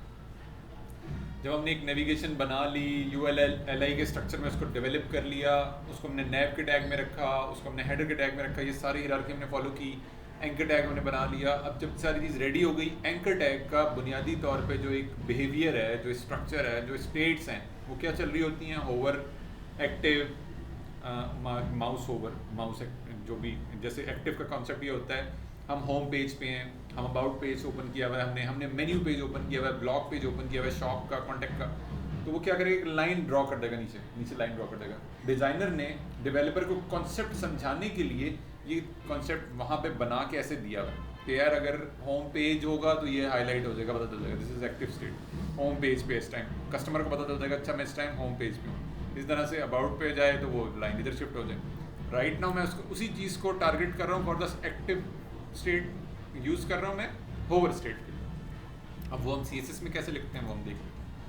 CSS में चलते हैं जी हम। इसको मैं क्या करता हूँ, मैंने अभी तक पोजीशनिंग का कॉन्सेप्ट नहीं बताया आपको, तो पोजीशनिंग का कॉन्सेप्ट में मैं बता रहा हूँ आपको CSS में साथ साथ बहुत ज़्यादा मोस्ट कॉमनली इस्तेमाल होने वाली प्रॉपर्टीज़ हैं, इसलिए मैं उन बेसिक तमाम प्रॉपर्टीज़ को मैं वन बाय वन यूज़ करता जा रहा हूँ ताकि आप लोगों को डिज़ाइन से गाइडलाइन मिलती जा रही है। अपने अपने डिज़ाइन पर जब आप लोग काम करेंगे वहाँ से आपको हेल्प मिलती जाएगी, और यहाँ पे जाके आप उसको CSS प्रॉपर्टीज़, जैसे मैंने बुनियादी CSS प्रॉपर्टीज़ बता ही दी आपको काफ़ी सारी, जब आप उसको यूटिलाइज़ करोगे आपका जो लेआउट है वो बनना शुरू हो जाएगा डिज़ाइन के हिसाब से। और हमारा टारगेट मकसद भी यही है सारे प्रोसेस को ऑप्ट करने का कि हमारा जो डिज़ाइन है वो उसके मुताबिक ही इम्प्लीमेंटेशन। तो ये छोटी छोटी CSS की प्रॉपर्टीज़ हमें बेसिकली उन स्टेप को वन बाय वन अचीव करते जा रहे हैं। यहाँ मैं एक प्रॉपर्टी लिख रहा हूँ जी CSS की, इसको बोलते हैं पोजीशन। इसको हम कर देते हैं relative, this is the parent element. इसी के साथ एंकर टैग में, एंकर टैग के अंदर ऐसे टैग जिनके क्लोजिंग टैग होते हैं। एंकर टैग चूँकि एक क्लोजिंग टैग वाला टैग है HTML का, ठीक है। जब हमने इसको बनाया था, लिखा था, यहाँ पे हम लिखा भी हुआ है, तो मैंने आपको बताया था हमारे कुछ टैग ऐसे होते हैं जिनके क्लोजिंग टैग होते हैं, तो एंकर टैग भी उनमें से एक है। यहाँ पे जाएंगे नेविगेशन के अंदर, UL/LI का स्ट्रक्चर, LI UL का भी क्लोजिंग टैग है, LI का भी क्लोजिंग टैग है, एंकर टैग का भी क्लोजिंग टैग है। तो एंकर टैग का क्लोजिंग टैग है चूँकि, तो इसमें सूडो एलिमेंट भी होता है CSS के अंदर, सूडो एलिमेंट। तो मैं अभी उसी का इस्तेमाल करने लगा हूँ, सूडो एलिमेंट का। जब मैंने पेरेंट को पोजीशन रिलेटिव कर दिया, पेरेंट का क्या है, इसमें एंकर टैग है, और इसका सूडो एलिमेंट क्या है वो मैं बताने लगा हूँ। सूडो एलिमेंट का कॉन्सेप्ट ये होता है, एंड के साइन के साथ कोलन बिफोर, ये मैंने क्या किया, सूडो एलिमेंट यूज किया, पैरेंथेसिस ब्रैकेट स्टार्ट एंड, और मैंने क्या किया जी, इसके अंदर लिखा कंटेंट, और वो मैंने कुछ भी नहीं रखना अभी, तो वो मैंने ब्लैंक रख दिया। इसके अंदर कुछ नहीं आ रहा, कर्सर ब्लिंक कर रहा है। अगर आप कुछ लिखेंगे एज इट इज़ डिस्प्ले हो जाएगा, कोई वर्डिंग लिखेंगे, कुछ भी लिखेंगे एज इट इज डिस्प्ले हो जाएगा। मैं कुछ नहीं लिख रहा, खाली ब्लैंक स्पेस, कुछ भी नहीं है, ब्लैंक है। एंड देन पोजीशन, इसका जो चाइल्ड है, यानी कि सूडो एलिमेंट कंसिडर हो रहा है एज अ चाइल्ड एलिमेंट के तौर पे राइट नाउ, जो जिस चीज़ को मैं बनाना चाह रहा हूँ, बिल्ड करना चाह रहा हूँ। और मैं क्यों कर रहा हूँ सूडो एलिमेंट को इस तरह से, मैं क्यों कर रहा हूँ, क्योंकि मैंने ये लाइन ड्रॉ करनी है। I want to draw this line on a hover state. उसको मैंने पोजीशन एब्सोल्यूट कर दिया, बिफोर का सूडो एलिमेंट कंटेंट की वैल्यू दी मैंने, दूसरी वैल्यू मैंने दी पोजीशन की। पोजीशन रिलेटिव किया पेरेंट को, और चाइल्ड को मैंने पोजीशन एब्सोल्यूट कर दिया। और मैंने यहाँ से जाके इसको कर दिया जी लेफ्ट से 0 एंड बॉटम से 0, value px 0, and then right से 0, and then height 0.25 REM। 0.25 REM का मतलब है तकरीबन 4 pixel almost. And then save and check in the browser by adding a colour. Colour मुझे वही चाहिए जो मुझे यहाँ पे डिज़ाइनर ने, कलर मुझे ये होना चाहिए। तो मैं इसे पिक कैसे कर सकता हूँ, कलर पिकर, सिंपल, हाँ सिंपल, मैं कलर पिकर पे जाऊँगा, यहाँ से जाके मैं कलर पिक कर लूँगा। हेक्साडेसिमल वैल्यू मैंने जाके मैंने यहाँ पे बैकग्राउंड कलर ऑलरेडी मैं बता चुका हूँ आप लोगों को प्रॉपर्टी के बारे में, और मैंने इसे कर दिया ऐड। तो जैसे ही मैंने ऐड किया तो विद इन द, क्योंकि ये मैंने इंस्टॉल की हुई है एक्सटेंशन, तो मुझे रीलोड करने की ज़रूरत नहीं होती। अदरवाइज़ अगर आपने पेज को डायरेक्टली ओपन किया होगा तो आपने रीलोड के बटन से इसको रीलोड कर देना है। इसको रीलोड ऐसे भी कर सकते हैं आप, कंट्रोल R से भी। अगर आप कंफर्टेबल हैं कीबोर्ड से तो आप कंट्रोल R करेंगे तो वो लेटेस्ट चेंजेस आपको नज़र आना शुरू हो जाएंगी, जैसे कि मेरे पास लेटेस्ट चेंजेस मुझे नज़र आ रहे। अब उसने क्या किया, हर एंकर टैग के बॉटम में वो लाइन ऐड कर दी है। मुझे रिक्वायरमेंट ये नहीं है, बल्कि मुझे रिक्वायरमेंट ये है कि मैंने सिर्फ ओवर स्टेट को टारगेट करना है। मेरी 50% ऑफ द रिक्वायरमेंट अचीव हो गई है, बस मैंने उसको चेंज करना है ऑन द होवर स्टेट। और मैं यूज़ कर रहा हूँ सूडो एलिमेंट का कॉन्सेप्ट। सूडो एलिमेंट आप किसी भी HTML के एलिमेंट में यूज़ कर सकते हैं, ऐसे एलिमेंट में जिसके एंडिंग टैग होते हैं। जैसे राइट नाउ एंकर टैग को मैं टारगेट कर रहा हूँ और एंकर टैग का जो एंडिंग टैग है वो होता है, एग्जिस्ट करता है। ऐड उसको फॉरवर्ड स्लैश के साथ हम ऐड करते हैं, लेस देन का साइन, फॉरवर्ड स्लैश, एंकर के लिए A और ग्रेटर देन का साइन, ये इस तरह से। यानी कि बेसिकली ये जो स्ट्रक्चर बना है यहाँ कोड में नज़र नहीं आ रहा आपको सूडो एलिमेंट का इसका जो आपको जो इंस्पेक्ट एलिमेंट करके ना आप इसे चेक कर सकते हो, यहाँ नहीं नज़र आएगा, HTML कोड के अंदर नज़र नहीं आ रहा वो। लेकिन जब मैं इंस्पेक्ट वहाँ पे देख रहा हूँ ब्राउज़र के अंदर जाके, Google Chrome dev tool bar के अंदर जाके मैं उसे देख रहा हूँ, इंस्पेक्ट एलिमेंट कर रहा हूँ और मैं उसको जाके ओपन कर रहा हूँ, एरो की जो ओपन करता हूँ मैं, तो यहाँ पे जाके मुझे नज़र आता है क्योंकि मैंने उसके अगेंस्ट CSS लिख ली है, दैट्स वाई वो इनेबल हो गया। और इसके इनेबल होने की एक वजह ये भी है कि इसमें जो ये वाली वैल्यू है ना, कंटेंट वाली, ये भी अपना रोल प्ले कर रही है। इसके साथ साथ हाइट भी अपना रोल प्ले कर रही है। हाइट मैंने जैसे आपको बताया 0.25 REM का क्या मतलब है कि बेस यूनिट, और इसमें आपको उसमें से क्योंकि मैंने 0.25 REM रखा है तो वो 4 किस तरह से हो रहा है जी, कैलकुलेटर भी ओपन करके क्रॉस चेक कर लेते हैं इसको। इतना ज़बरदस्त मैथ्स है आपका, उतना ज़बरदस्त CSS है। मैथ्स आपका जो है ना बहुत फिट होना चाहिए। मैंने इसको करना है जी 16 divided by 0.25 REM, 16 multiplied by 0.25 REM, ठीक है ना। 16 मैंने बताया था आपको बेस यूनिट मल्टीप्लाइड बाई जो REM की वैल्यू है, तो दिस इज 4 पिक्सल। इसी तरह से 1 जो है वो इक्विवेलेंट हो गया। इसी तरह से 16 multiplied by 2 REM is equal to 32 pixel. अगर 2 REM कर दें हम, 3 REM 2 के मल्टीपल्स में चल रहा होता है। तो यही वैल्यू जो मैं होवर कर रहा हूँ, ये नया फीचर ऐड किया है क्रोम ब्राउज़र ने।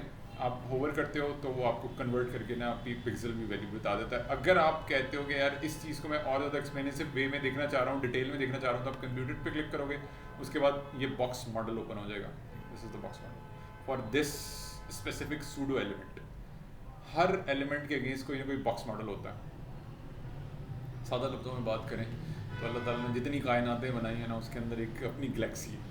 तो ये एक सिस्टम है, CSS की गैलेक्सीज है सारी सारी। तो यहाँ हम चलते हैं जी बैक। मैंने बता दिया आपको कि एंकर टैग के अंदर ये वाला है, लेकिन ये यहाँ पे नहीं नज़र आ रहा हमें, ठीक है, यहाँ नहीं नज़र आ रहा क्योंकि मैंने CSS लिखी है उसके अगेंस्ट, और CSS की वजह से वो नज़र आ रहा है, that's why I am able to see this.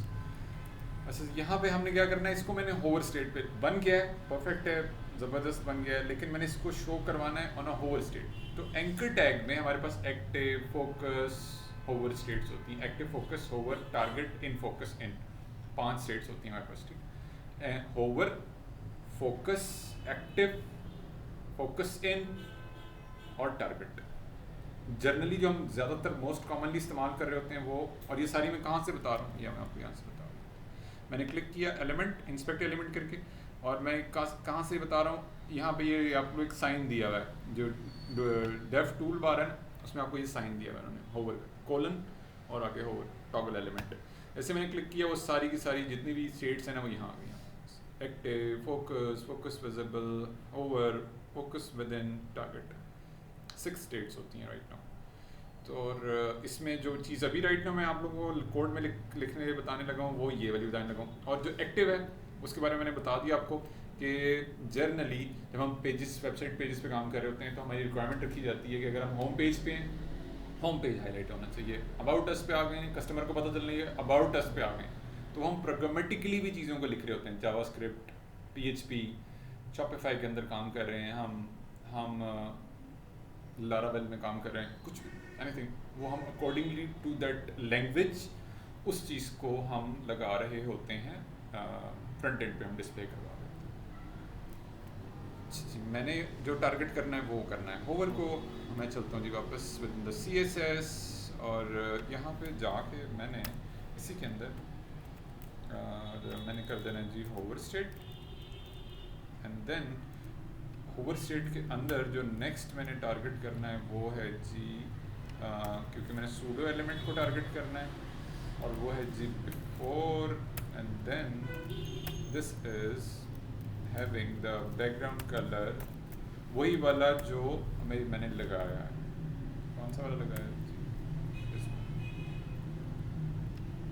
तो इस केस में मैंने कर दिया जी उसको कलर दे दिया, और दूसरा जो जर्नल केस है जिसमें अभी कस्टमर इंटरेक्ट नहीं कर रहा है उसके साथ, बाय डिफ़ॉल्ट लोड होने के बाद उसको वो टैग नज़र आएगा, एंकर टैग नज़र आएगा, तो वहाँ पे मैंने इसको कर दिया ट्रांसपेरेंट।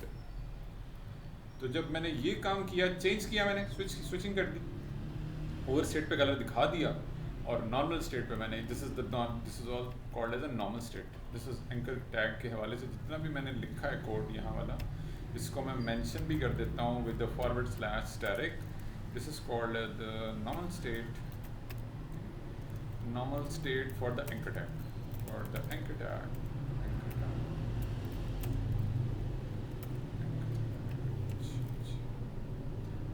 Once it's done, मैं चलता हूँ जी यहाँ पे, और this is the active state, this is the hover state, तो ये काम हो गया जिस तरह से। अब मैंने एक्सप्लिसिटली दोनों चीज़ों को अलग अलग डिफाइन भी कर दिया। अब जब मैं ब्राउज़र में, अब चूँकि अभी तक जब वो पेज लोड हो गया और कस्टमर इंटरेक्ट नहीं कर रहा लिंक्स के साथ, लिंक्स के बारे में मैंने आपको बताया था कि पेज के ऊपर नेविगेट करने के लिए इस्तेमाल होते हैं, नेविगेशन के लिए। सेम पेज पे भी नेविगेशन के लिए इस्तेमाल हो सकते हैं, जैसे अबाउट का सेक्शन है, अब मेन्यू का सेक्शन है, इंट्रो सेक्शन है, ब्लॉग का सेक्शन है, शॉप का सेक्शन है, कॉन्टैक्ट। एक ही पेज पे, लैंडिंग पेज पे सारे सेक्शन बने हुए हैं। जैसे हमारा एक बहुत लंबा सारा पेज है, उसके ऊपर ये सारे सेक्शंस आ रहे हैं, ऐसा भी हो सकता है। लैंडिंग फनल पेजेस भी बोलते हैं, फनल का भी कॉन्सेप्ट होना चाहिए आप लोगों को, बहुत इन है आजकल फनल। आप लोगों ने घबराना नहीं जाना कि यार ये क्या हो गया, फनल कहाँ से आ गया, तो ये वही चीज़ है। Landing pages, funnel pages specifically target कर रहे होते हैं लीड जनरेट करने के लिए, कि हमने ज़्यादा से ज़्यादा कस्टमर्स को एंगेज करना है। जब वो एंगेज हो जाएंगे फिर हम उनको ओरिजिनल वेबसाइट पे रीडायरेक्ट करते हैं। तो ये क्या है, सेक्शन है सबके सब, ठीक है। अबाउट का सेक्शन, होम का सेक्शन, ऐसे भी हो सकता है। तो उनके ऊपर नेविगेट करने के लिए भी ये आपके काम आ रहे हैं लिंक्स। पेजेस पे भी, मेन्यू का पेज, अगर पेज नहीं है, सिंगल पेज पे सारा कुछ, आप सिंगल पेज एप्लीकेशन पे काम कर रहे हैं और एक ही पेज पे सब कुछ डिस्प्ले करवाना है, तो वो नेविगेशन वहाँ पे भी चलते हैं। नेविगेट बेसिकली क्या है, उस पेज पे लेके जाना, नेविगेट करना, उस पेज पे लेके जाना, उस सेक्शन पे लेके जाना। उर्दू ज़बान में अगर मैं इस्तेमाल करूँ, क्योंकि इसमें वो बच्चे भी हैं मेरे साथ यहाँ पे, इर्तज़ा और वो भी हैं, आदि भी देखेंगे इस वीडियो को। वैसे तो स्पेसिफिकली उनके लिए क्लासेस जो हैं ओरिएंटेशन क्लासेस हैं, लेकिन इन केस अगर वो इस चीज़ को भी साथ साथ लेके चल रहे हैं, जैसे कि उनके पेरेंट्स का डिसीजन है, तो कोशिश मेरी ये भी है कि वो बच्चे भी साथ साथ हमारे साथ चलते जाएँ। तो ये क्या है जी, हमारे पेजेस के ऊपर ले जाने में हेल्प कर रहे हैं हमें। ये जो लिंक्स हमने बनाए हैं, नेविगेशन लिंक्स हमने बनाए हैं URL एंकर टैग के अंदर, तो मैंने जैसे ही होवर किया, अब जैसे ही कस्टमर इसके साथ इंटरेक्ट करेगा, माउस होवर की स्टेट है, टैप मोबाइल में वो टैप करेगा, जैसे ही वो टैप करेगा तो वो नीचे एक लाइन लगी हुई उसमें नजर आ रही है। यही वाला जो आपका प्रॉपर्टी है CSS की होवर स्टेट वाली, वो वहाँ पे टैपिंग पे इम्प्लीमेंट हो जाएगी, वही सेम प्रॉपर्टी आपकी। फोकस विद इन की प्रॉपर्टी भी यूज़ कर रहे होते हैं हम एक्टिव की प्रॉपर्टी भी यूज़ कर रहे होते हैं, लेकिन अभी के लिए मैंने सिंपल सादा रखा है, बिल्कुल स्ट्रक्चर कोई ज़्यादा कॉम्प्लिकेटेड नहीं किया, सिंप्लीफाइड, जितना आप लोग इजीली उसको एब्जॉर्व कर लें वो ये कर दिया कि मैंने होवर की स्टेट बता दी है, और मैंने सूडो एलिमेंट का नया कॉन्सेप्ट बताया आपको। पोजिशनिंग का बहुत ज़बरदस्त स्ट्रॉन्ग कॉन्सेप्ट है, अगर आगे चल के हम मल्टीपल जगहों पे इसे यूज़ करेंगे और अच्छा कॉन्सेप्ट क्लियर होगा आपको, लेकिन अभी के लिए सादा ये कर दिया मैंने कि एंकर टैग में मैंने पोजीशन रिलेटिव कर दिया और फिर उसके बाद जाके मैंने पोजीशन एब्सोल्यूट कर दिया। और इसका क्या बेनिफिट हुआ है, इस वाले प्रोसेस को भी मैं एक्सप्लेन कर देता हूँ। इसका क्या बेनिफिट हुआ है कि वो जो लाइन है ना, वो एग्जैक्टली इसी एलिमेंट के एक बाउंड्री के अंदर ड्रॉ हो रही है, वो डोमेन के अंदर ही रह रही है। क्या बेनिफिट हो रहा है, लाइन को मैंने एक्सप्लिसिटली बता दिया है, इंफॉर्मेशन दे दिया है via using a parent element relative position कि वो लाइन ड्रॉ ही इसी के अंदर करे। मैंने उसको बता दिया, बॉक्स कर दिया मैंने उसको। और हम कर भी ऐसे ही रहे होते हैं जब हमने स्पेसिफिकली अपने वेब पेजेस के ऊपर कोई चीज़ इम्प्लीमेंट करनी होती है, स्पेसिफिकली इस चीज़ को टारगेट करने के लिए कि पोजीशन रिलेटिव और पोजीशन एब्सोल्यूट, तो हम पेरेंट एलिमेंट को रखते हैं पोजीशन रिलेटिव और चाइल्ड एलिमेंट को, जैसे हमारे केस में चाइल्ड एलिमेंट सूडो एलिमेंट है, और वो बिफोर का मैंने टैग इस्तेमाल किया। इसी तरह से आफ्टर का भी कॉन्सेप्ट होता है, सूडो एलिमेंट आफ्टर भी होता है और बिफोर भी होता है। अभी मैंने बिफोर को टारगेट कर रहा हूँ, तो वो क्या कर रहा है, बिफोर को उसी के अंदर ही ड्रॉ कर रहा है जहाँ से उसकी उसका बाउंड्री स्टार्ट हो रही है, यानी कि कॉन्टेक्ट का वर्डिंग स्टार्ट हो रही है और जहाँ पे एंड हो रही है वो उसी के अंदर ही वो ड्रॉ कर रहा है लाइन। तो ये भी बाउंड्री करने के लिए भी हमें पोजीशन, एब्सोल्यूट और रिलेटिव और भी आगे चल के हम 12 मरतबा इसको यूज़ करेंगे, कॉन्सेप्ट हमारा और डिटेल क्लियर हो जाएगा। तो जैसे इसके नीचे लाइन आ रही है वैसे अक्सर जगह साइडों पे वो ब्लॉक बन जाता है, होता यही है वो इसके ज़रिए भी कर सकते हैं। एक और जो कॉन्सेप्ट होता है वो स्पैन के टैग के ज़रिए भी कर सकते हैं, लेकिन ज़्यादातर मोस्टली जितना भी काम हो रहा है सूडो एलिमेंट का बेनिफिट ये होता है कि आपको एक अलग से टैग लिखने की जरूरत नहीं है, आपकी कोडिंग सिंप्लीफाइड है। हमने बेसिक टारगेट यही होता है हमारा कोडिंग करते हुए, स्मार्टली हम कोडिंग कर रहे होते हैं। और स्मार्ट कोडिंग का जो बुनियादी असूल है वो यही होता है कि हमने मिनिमल कोड लिख के मैक्सिमम इम्प्लीमेंटेशन करनी होती है as per the design. Maximum implementation minimal code लिख के, जितना ज़्यादा हमारा लाइन ऑफ कोड कम से कम होगा, मिनिमल होगा, क्लीन होगा, सिमेटिक होगा, ऑर्गेनाइज होगा, उतना ब्राउज़र को भी रीड करना आसान होगा, रेंडर करने में भी आसानी होगी, उसकी जो लोडिंग स्पीड है वेबसाइट की वो भी अच्छी होगी, और भी बहुत सारी चीज़ें इसके साथ साथ हमें एसईओ में भी हेल्प मिलेगी और वगैरह वगैरह। अच्छा जी, स्पेसिस ट्रांसपेरेंट आता होगा, जो कर्सर को अगर हम ऊपर करते हैं तो वो साइड पे ट्रांसपेरेंट टाइप आता है। अगर हम ये लाइन ना लगाएं तो वो भी इसी फील्ड इसलिए वो जो ब्लर इफेक्ट मैंने दिखाया अभी आपको, हाँ जी, वो ग्लास आपने इफेक्ट, वो वो बैकग्राउंड navigation ब्लर, के लिए जो हाँ दिखाया वो ना, बैकग्राउंड ब्लर का कॉन्सेप्ट यूज़ हो रहा है यहाँ कोई पे। चीज़ इन चीज़ों पे है। ये ज़्यादातर जो कॉन्सेप्ट यूज़ हो रहा है ना, ये हो रहा है इसी के लिए। ये जैसे नेविगेशन की जो बैकग्राउंड है ना, ये आप देखोगे अक्सर वेबसाइट अभी आजकल चल रही है मार्केट में, उसमें ये बहुत ज़्यादा इम्प्लीमेंट हो रहा है। इवन ये कि आप अपने भी काम में जो आप लोग को डिज़ाइन असाइन किए हुए हैं मैंने, उसमें भी ये काम आप लोग कर सकते हो। आसान सी CSS की प्रॉपर्टी इंस्पेक्ट एलिमेंट करते हैं, बैकग्राउंड ब्लर की प्रॉपर्टी यूज़ हो रही है, आसान है, ईजी है। इससे आपकी जो वेबसाइट है ना उसका लुक जो है बहुत कूल आती है। और जब आपने वर्सल पे डिप्लॉय किया होगा और उसको आपने अपने पोर्टफोलियो में, रिज्यूमे में, उसमें CV में या आपने फ्रीलांसिंग प्लेटफॉर्म पे कहीं पे अपलोड किया हुआ होगा, क्लाइंट ने यही चीज़ बनवानी होगी, कंपनी ने इसी कॉन्सेप्ट को देखना होगा कि यार इसको लेटेस्ट टेक्नोलॉजी का, लेटेस्ट ट्रेंड्स का पता है कि नहीं पता। इम्प्लीमेंटेशन वाइज बात कर रहा हूँ, डिज़ाइनिंग वाइज नहीं, डिज़ाइनर के लिए उन्होंने डिज़ाइनर है उनके पास, लेकिन इम्प्लीमेंटेशन पॉइंट ऑफ व्यू से आपने वो काम इम्प्लीमेंट किया होगा, तो ये आपके लोगों के लिए प्लस पॉइंट है कि अगर आपने पोर्टफोलियो अपना अपडेटेड रखा हुआ है, उस पर लेटेस्ट टेक्निक्स और ट्रेंड्स जो मार्केट में चल रहे हैं इस टाइम इम्प्लीमेंटेड फॉर्मेट में, आपको क्विकली काम मिलने के चांसेस बहुत ज़्यादा बढ़ जाएंगे, बहुत ज़्यादा।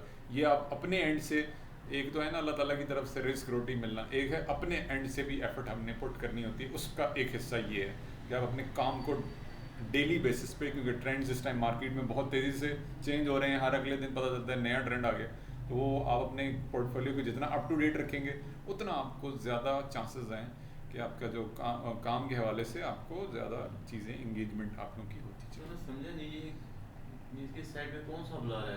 ये देखें जी, मैंने इंस्पेक्ट एलिमेंट किया है ना, तो ये हेडर को मैंने क्लिक किया, जैसे ही मैंने हेडर क्लिक किया तो यहाँ पे जाके ये आ रहा है बैकग्राउंड माउस उसके ऊपर के सारा साइड पट्टी ब्लर हो, ग्लास इफेक्ट इसे बोलते हैं, ग्लास इफेक्ट। जैसे ही मैं होवर उसको स्क्रॉल कर रहा हूँ ना, देखें वो उसकी ये यहाँ पे पढ़ा जा रहा है डिजिटल HTML स्ट्रीमिंग। अब जब मैं यहाँ गया हूँ तो वो ब्लर हो गया। ये बहुत ज़्यादा इन नए कॉन्सेप्ट अक्सर वेबसाइट में आप ओपन करोगे, स्पेशली यानी कि एक बड़ा एक इन ट्रेंड बहुत ज़्यादा यस, ये आप लोगों को पता होना चाहिए इसको हम कैसे इम्प्लीमेंट करें। इवन ये आप लोगों के जितने डिज़ाइन आप लोगों को साइन है, सिंपल आप उसमें नेविगेशन में ये चीज़ अप्लाई कर दें, बस जैसे ये नेविगेशन बना रहे हैं तो उसके ऊपर आप अप्लाई कर दें, अच्छा भी लगेगा, प्यारा लगेगा, not look good, it's good. अच्छा, मैं क्या कर लेता हूँ जी, मैं एक तो ये स्पेस ऐड कर लेता हूँ, ये डिज़ाइनर ने क्या किया हुआ है, ये स्पेस ऐड करने लगा हूँ, ठीक है। मैंने लाइन लगा दी है, लाइन अच्छी लग रही है, गुड है, लेकिन वो बिल्कुल कनेक्टेड है उसके साथ, होम के और इसके दरमियान स्पेसिंग नहीं है, मैं स्पेसिंग ऐड कर लेता हूँ। स्पेसिंग ऐड करने के लिए सिंपल वे में अभी मैंने बॉटम रखा हुआ है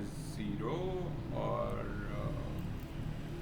मैं क्या कर सकता हूँ, बॉटम को अगर मैं माइनस में लेके जाऊँगा, -25 यानी कि 4 पिक्सल को नीचे से ड्रॉ करेगा, तो वो उसका क्या बेनिफिट होगा वो मसला मेरे पास। आप इसको इंक्रीज़ भी कर सकते हैं, मैं कह रहा हूँ यार थोड़ा और इंक्रीज़ कर लेते हैं, इफ इन केस 5, तो वो देखें लाइन जितना जितना मैं माइनस में जाता जा रहा हूँ लाइन नीचे जाती जा रही है। डोमेन वही है, बॉक्स मेरा वही है, लेकिन उसने बॉक्स से आउट कर दिया। अब जैसे मैंने माइनस में वैल्यू दी तो उसका जो एक उस वाले पेरेंट का यहाँ पे एंकर टैग, क्योंकि पेरेंट एलिमेंट है उसके अंदर सूडो एलिमेंट बिफोर का लग रहा है, और बिफोर में जैसे ही मैंने उसको माइनस में वैल्यू दी तो कॉन्टेक्ट की जहाँ पे जाके बॉक्स कंप्लीट हो गया था उससे भी उसने माइनस में वैल्यू की वजह से नीचे लगा के लाइन लगाई उसने। हालांकि मेरा जो एंकर टैग है वो ऊपर कंप्लीट हो गया कॉन्टेक्ट के जस्ट आफ्टर, उसके बाद ख़त्म हो गया।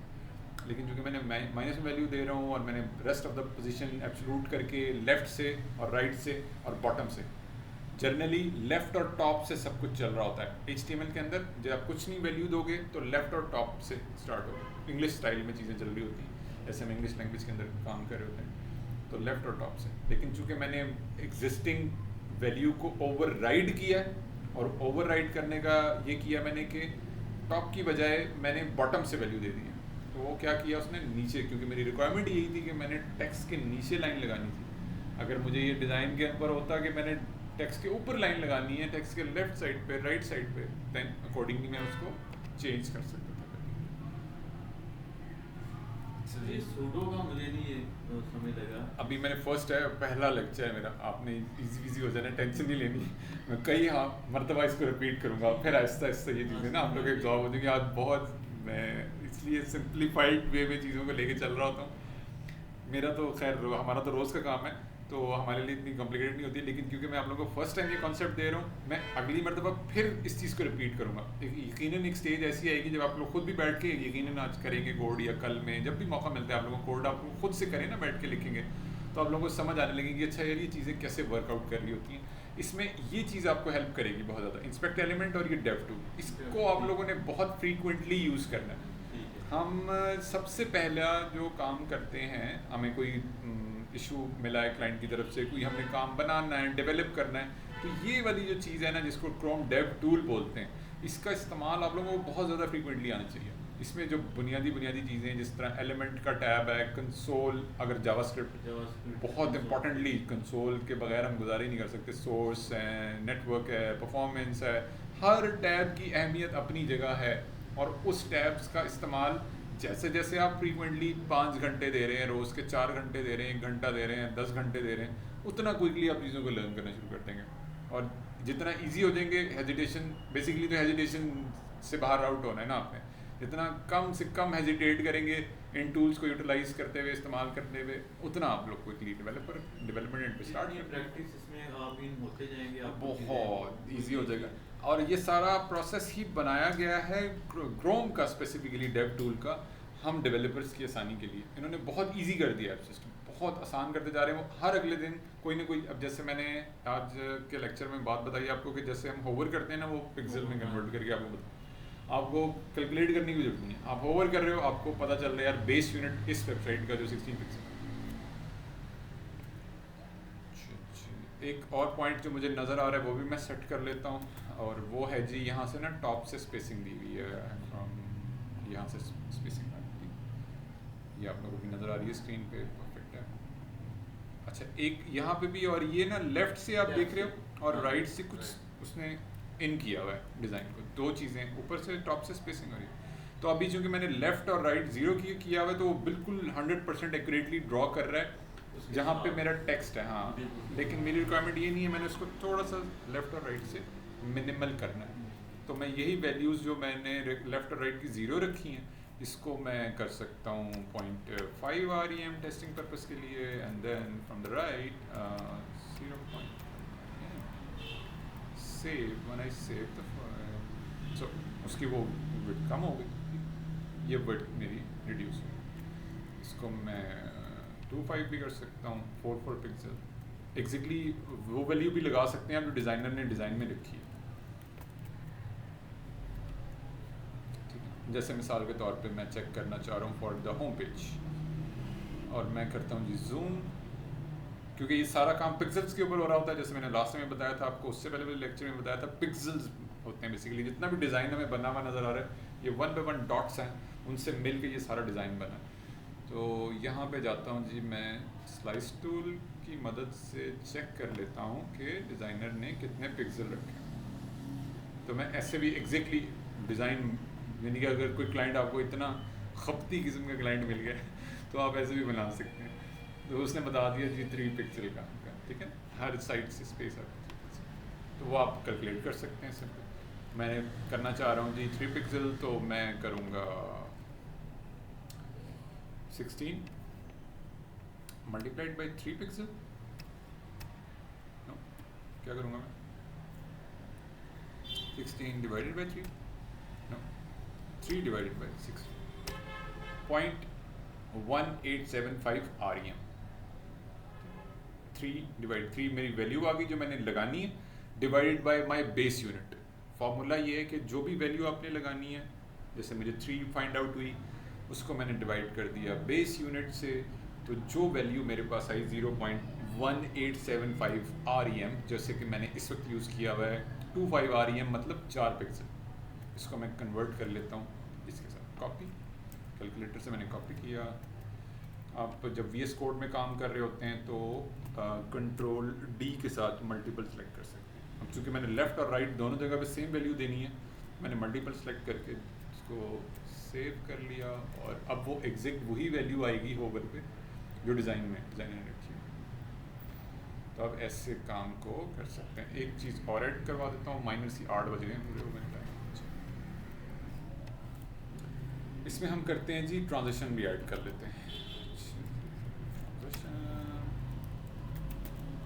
ट्रांसफॉर्म, और ये मैं करता हूँ जी ट्रांजिशन,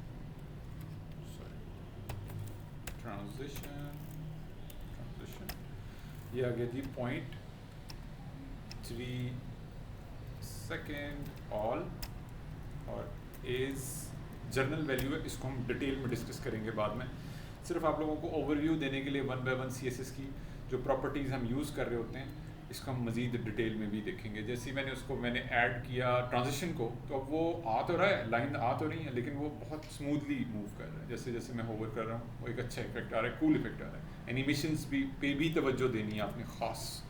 एक वेबसाइट का मैं लिंक शेयर कर रहा हूँ, आज आप लोगों को मौका मिले तो उसको एक्सप्लोर कीजिएगा। कल हम मज़ीद इसको डिटेल में देखेंगे। animate.style, ये बहुत अच्छी वेबसाइट है बेसिक कॉन्सेप्ट को समझने के लिए, one of the best website. और ये एनिमेशंस के लिए हम यूज़ कर रहे होते हैं वेबसाइट में, अपने वेब पेज में बेहतर से बेहतर अपने पेजेस को, कोई हमने बाउंस इफ़ेक्ट लगाना है, कोई फ्लैश इफ़ेक्ट लगाना है, पर्ल्स इफ़ेक्ट है हमारा, रबर बैंड, शेक, डिफरेंट बहुत ज़्यादा मार्केट में जो इन है चीज़ें, तो वो हम यूज़ कर सकते हैं। इसको हम मज़ीद डिटेल में देखेंगे, लेकिन जो अभी मैंने ट्रांजिशन इफेक्ट यूज़ किया है वो इसी की एक चेन है, इसी की। ये जस्ट आपने सिंपल, इसको मैं पूरा एक तरीका बताऊंगा किस तरह से हम इंटीग्रेट करते हैं। पूरी इंस्ट्रक्शंस यहाँ पे भी हैं। अगर आप खुद से अब मूव ऑन करना चाह रहे हैं तो CDN का लिंक है, वो इंटीग्रेट करेंगे, जिस एलिमेंट के ऊपर लगाना है। जैसे हमने राइट नाउ एंकर टैग को टारगेट किया हुआ है, उस पर ये 2 क्लासेस का कॉम्बिनेशन है, वो आप ऐड करेंगे तो ये वाला इफेक्ट आपका बाउंस इफेक्ट लग जाएगा। तो और ये सब आपको जो अवेलेबल है ना क्लासेस के नेम, वो ये वाला जो बन रहा है ना आइकन, उसके ऊपर भी कॉपी करेंगे तो ये वाले क्लासेस के name with the combination of the base class animated and then add this class name, जो आप वहाँ से कॉपी करेंगे, पेस्ट करेंगे, वो आपका पता चलेगा। इसको हम मज़ीद डिटेल में देखें, मैंने सिर्फ आप लोगों को ग्लिम्स दिया, इसका झलक। इसके हम क्लास बना लेंगे, तो जहाँ में यूज़ करनी उस क्लास को वहाँ यूज़ कर लेंगे, बनाने की भी ज़रूरत नहीं है। हम सिर्फ CDN के ज़रिए इंटीग्रेट करेंगे कंटेंट डिलीवरी नेटवर्क। जैसे हमने फॉन्ट ऑसम की मैंने बात की, अब मैं दोबारा कल रिपीट करूँगा फॉन्ट ऑसम, क्योंकि अभी आगे चल के हम डिज़ाइन पे क्योंकि काम शुरू कर दिया है हमने, आहिस्ता आहिस्ता हमारी चीज़ें अलाइन होना शुरू हो गई हैं। हमने फॉन्ट यूज़ करने हैं, हमने आइकन्स यूज़ करने हैं, इसी तरह से एनिमेशंस यूज़ करनी है, तो हम ये वाली animate.style हम यूज़ कर लेंगे विद द CDN लिंक, या हम लोकली डाउनलोड कर लेंगे, दोनों। ये हम हेडवेज जाके जी, exactly, और वो लिंक इन्हें कहते हैं, सिंपल, हाँ वो फिर आप जहाँ मर्जी सिंपल, हाँ। तो आई थिंक मैं समझ, हेडवेज हमारी एक लाइब्रेरी बनती जाती है सारी जी, जो चीज़ें हम इसमें यूज़ करते हैं। CDN इसलिए रिकमेंडेड है क्योंकि जब हम अपने वेब पेज को लाइव करते हैं, प्रोडक्शन पे लेके जाते हैं, तो आपका जो पेज है ना उसकी स्पीड बेहतर रहती है, वेब परफॉर्मेंस उसकी बेहतर होती है। क्यों?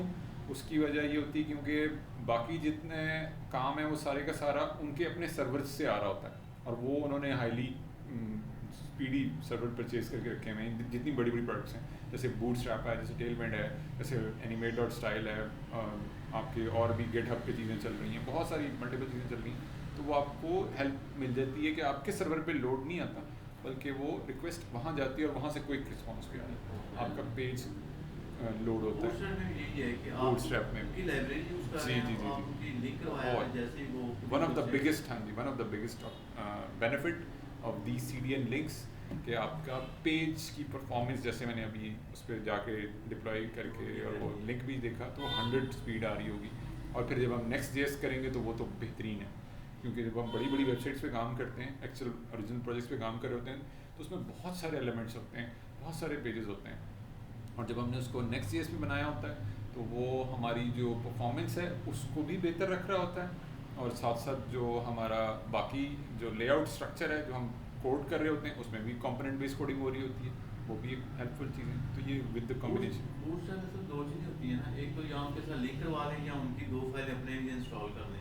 हाँ, वो भी कर सकते हैं, लोकली सिस्टम पे भी डाउनलोड कर सकते हैं। जब हम करेंगे बूटस्ट्रैप बिल्कुल दोनों चीज़ों को एक्सप्लोर करेंगे, लोकली सिस्टम पे रख के भी और CDN के जरिए भी। जैसे CDN का वाला ये वाला लिंक देख रहे हैं, उसका आप भी CDN का मतलब ये है कि आपको लिंक करवाना उनके साथ, उनके सर्वर के साथ। एग्जैक्टली इसको CDN कंटेंट कहते हैं, delivery CDN net, stand for content delivery network. इन्होंने क्या किया हुआ बेसिकली, ये जो जैसे है ना बूटस्ट्रैप हो गया, जिस तरह है आपका टेलविंड है, Tailwind। इन्होंने परचेज किए हुए सर्वर आपके रीजन के हिसाब से। जैसे हम पाकिस्तान में हैं तो इन्होंने हमारे करीब तरीन जो रीजन्स में जो सर्वर परचेज किए हुए हैं उन्होंने, वहाँ से ही हमें वो फाइल्स का डेटा अवेलेबल हो जाता है जो भी हमारी रिक्वायरमेंट है। जैसे हम बूटस्ट्रैप में, हमें क्लाइंट ने कहा यार बूटस्ट्रैप में वेबसाइट बना दो, तो जब हम उसे डिप्लॉय करेंगे वो सर्वर की रिक्वेस्ट US में नहीं जाएगी बल्कि करीब तरीन पाकिस्तान के पास जो रीजन अवेलेबल है जहाँ पे सर्वर परचेज किए हुए उन्होंने, वहीं से वो रिक्वेस्ट जाके डिस्प्ले हो जाएगी वेबसाइट, वहाँ के यूज़र को वहाँ की वेबसाइट पे अवेलेबल हो जाएगी। जो US में बैठा है वहाँ पे वो सर्वर्स एक्टिव हो जाएंगे। CDN द बेनिफिट यही है, ऑटो सिंक है सारी चीज़ें, तो वहाँ से इंफॉर्मेशन क्विकली डिस्प्ले। हमारा मकसद ये है कि हमने यूज़र को वेट नहीं कराना, लोगो और नेविगेशन और पेजेस और इमेजेस क्विकली ऐसे बने वेबसाइट ओपन हो। जैसे मैं वेबसाइट ओपन करता हूँ, केयर सिंक है, अभी मैंने वेबसाइट ओपन की और open, this is the Next.js, load ही नहीं है अभी इसके ऊपर। Next.js, हाँ जी हाँ जी, this is the Next.js website. आप पूरी वेबसाइट यानी कि चीज़ें अभी पार्ट हैज बीन, ये चीज़ें बहुत पॉजिटिव इम्पेक्ट डालती हैं कस्टमर, और ये क्लाइंट की तरफ से रिक्वायरमेंट आती है कि मुझे ऐसी वेबसाइट बना के दो जो बस क्लिक हो और वो चीज़ें सारी आ जाए। इसमें गूगल पेज स्पीड हेल्प कर रहा है, इसमें CDN लिंक्स हेल्प कर रहे हैं, इसमें Next.js, क्योंकि ये Next.js में बनी हुई है। Next.js का मैंने सबसे बड़ा प्लस पॉइंट आपको ये बताया, जब हम अपनी वेबसाइट बना लेते हैं और ये सारी कंपोनेंट बेस्ड कोडिंग होती है, तो वो सारे के सारा जो पेज के ऊपर कोड रेंडर हो रहा होता है वो उसको कंप्रेस कर देता है, कंप्रेस कर देंगे। क्विकली लोड करने के लिए। ब्राउज़र को ज़्यादा हर चीज़ जाके रीड नहीं करनी पड़ती, कैसे हो जाती है, बार बार रिक्वेस्ट नहीं जाती सर्वर पे, कैसे हो जाती है इसके कोई भी जो भी ब्राउज़र चल रहा है, तो वो आपका पेज का एलिमेंट क्विकली लोड हो जाता है। उसकी Express.js क्या होता है? Extra.js का मुझे आइडिया नहीं। Extra.js मतलब क्या, JS ही होती है? JS हाँ, जावास्क्रिप्ट। जैसे मर्न है, से MongoDB हो गया। हाँ, इसमें MongoDB बताया जाएगा आपको, इसमें MongoDB API Node.js बताया जाएगा आपको। Node.js भी यहाँ आपने याद करवा दिया। मैंने अब जो मैं आगे मेरी कोशिश ये भी होगी, वैसे मैंने शुरू में तज़किरा किया था, आप लोगों के सिस्टम्स में Node.js भी इंस्टॉल कर लेनी है आपको। E से शायद वो बनता था X, वो आई थिंक मेरे ख्याल में आप उसकी बात कर रहे हैं जो जावास्क्रिप्ट का जो वर्जन है। हाँ बिल्कुल, वो भी है। Express.js पता नहीं S Express.js तो यहाँ बताया जाएगा ना आपको, Express.js बताया जाएगा। एक और भी है जावास्क्रिप्ट की एक शाख है हमारी, जिसमें उसी चीज़ों को React हो गया। हाँ उसके मुताबिक डील करवाया जाता है। ES.js आप सही कह रहे हैं, ठीक है। हाँ ES.js उसी के अंदर वो चीज़ें बताई जाती हैं। लेकिन इस Node.js Node.js आप लोगों को इन्वायरमेंट प्रोवाइड करके देगा। Environment देता है। इन्वायरमेंट प्रोवाइड करके देगा जिसके ऊपर आपका जो रिएक्ट है वो फ्रेमवर्क रन करेगा, रन करेगा। और उसमें आप कंपोनेंट यूज़ करके वेब पेजेस बना रहे होंगे, APIs लिखेंगे, उसमें आप फ्रंट एंड बना रहे होंगे, जैसे उसमें MongoDB NPM रन करते हैं, पहले NPM लेब रन करते हैं, फिर वो बनाता है एनवायरनमेंट। हाँ जी, फिर चीज़ें सारी चलती हैं। उसी में ही बिल्कुल। बैकएंड की जो कोडिंग है ना, वो स्पेसिफिकली आप लोगों ने टर्मिनल के अंदर ही करनी है, ऐसे ही करनी है जाके, जैसे आप बता रहे हैं, बिल्कुल सारा काम वैसे करना है। और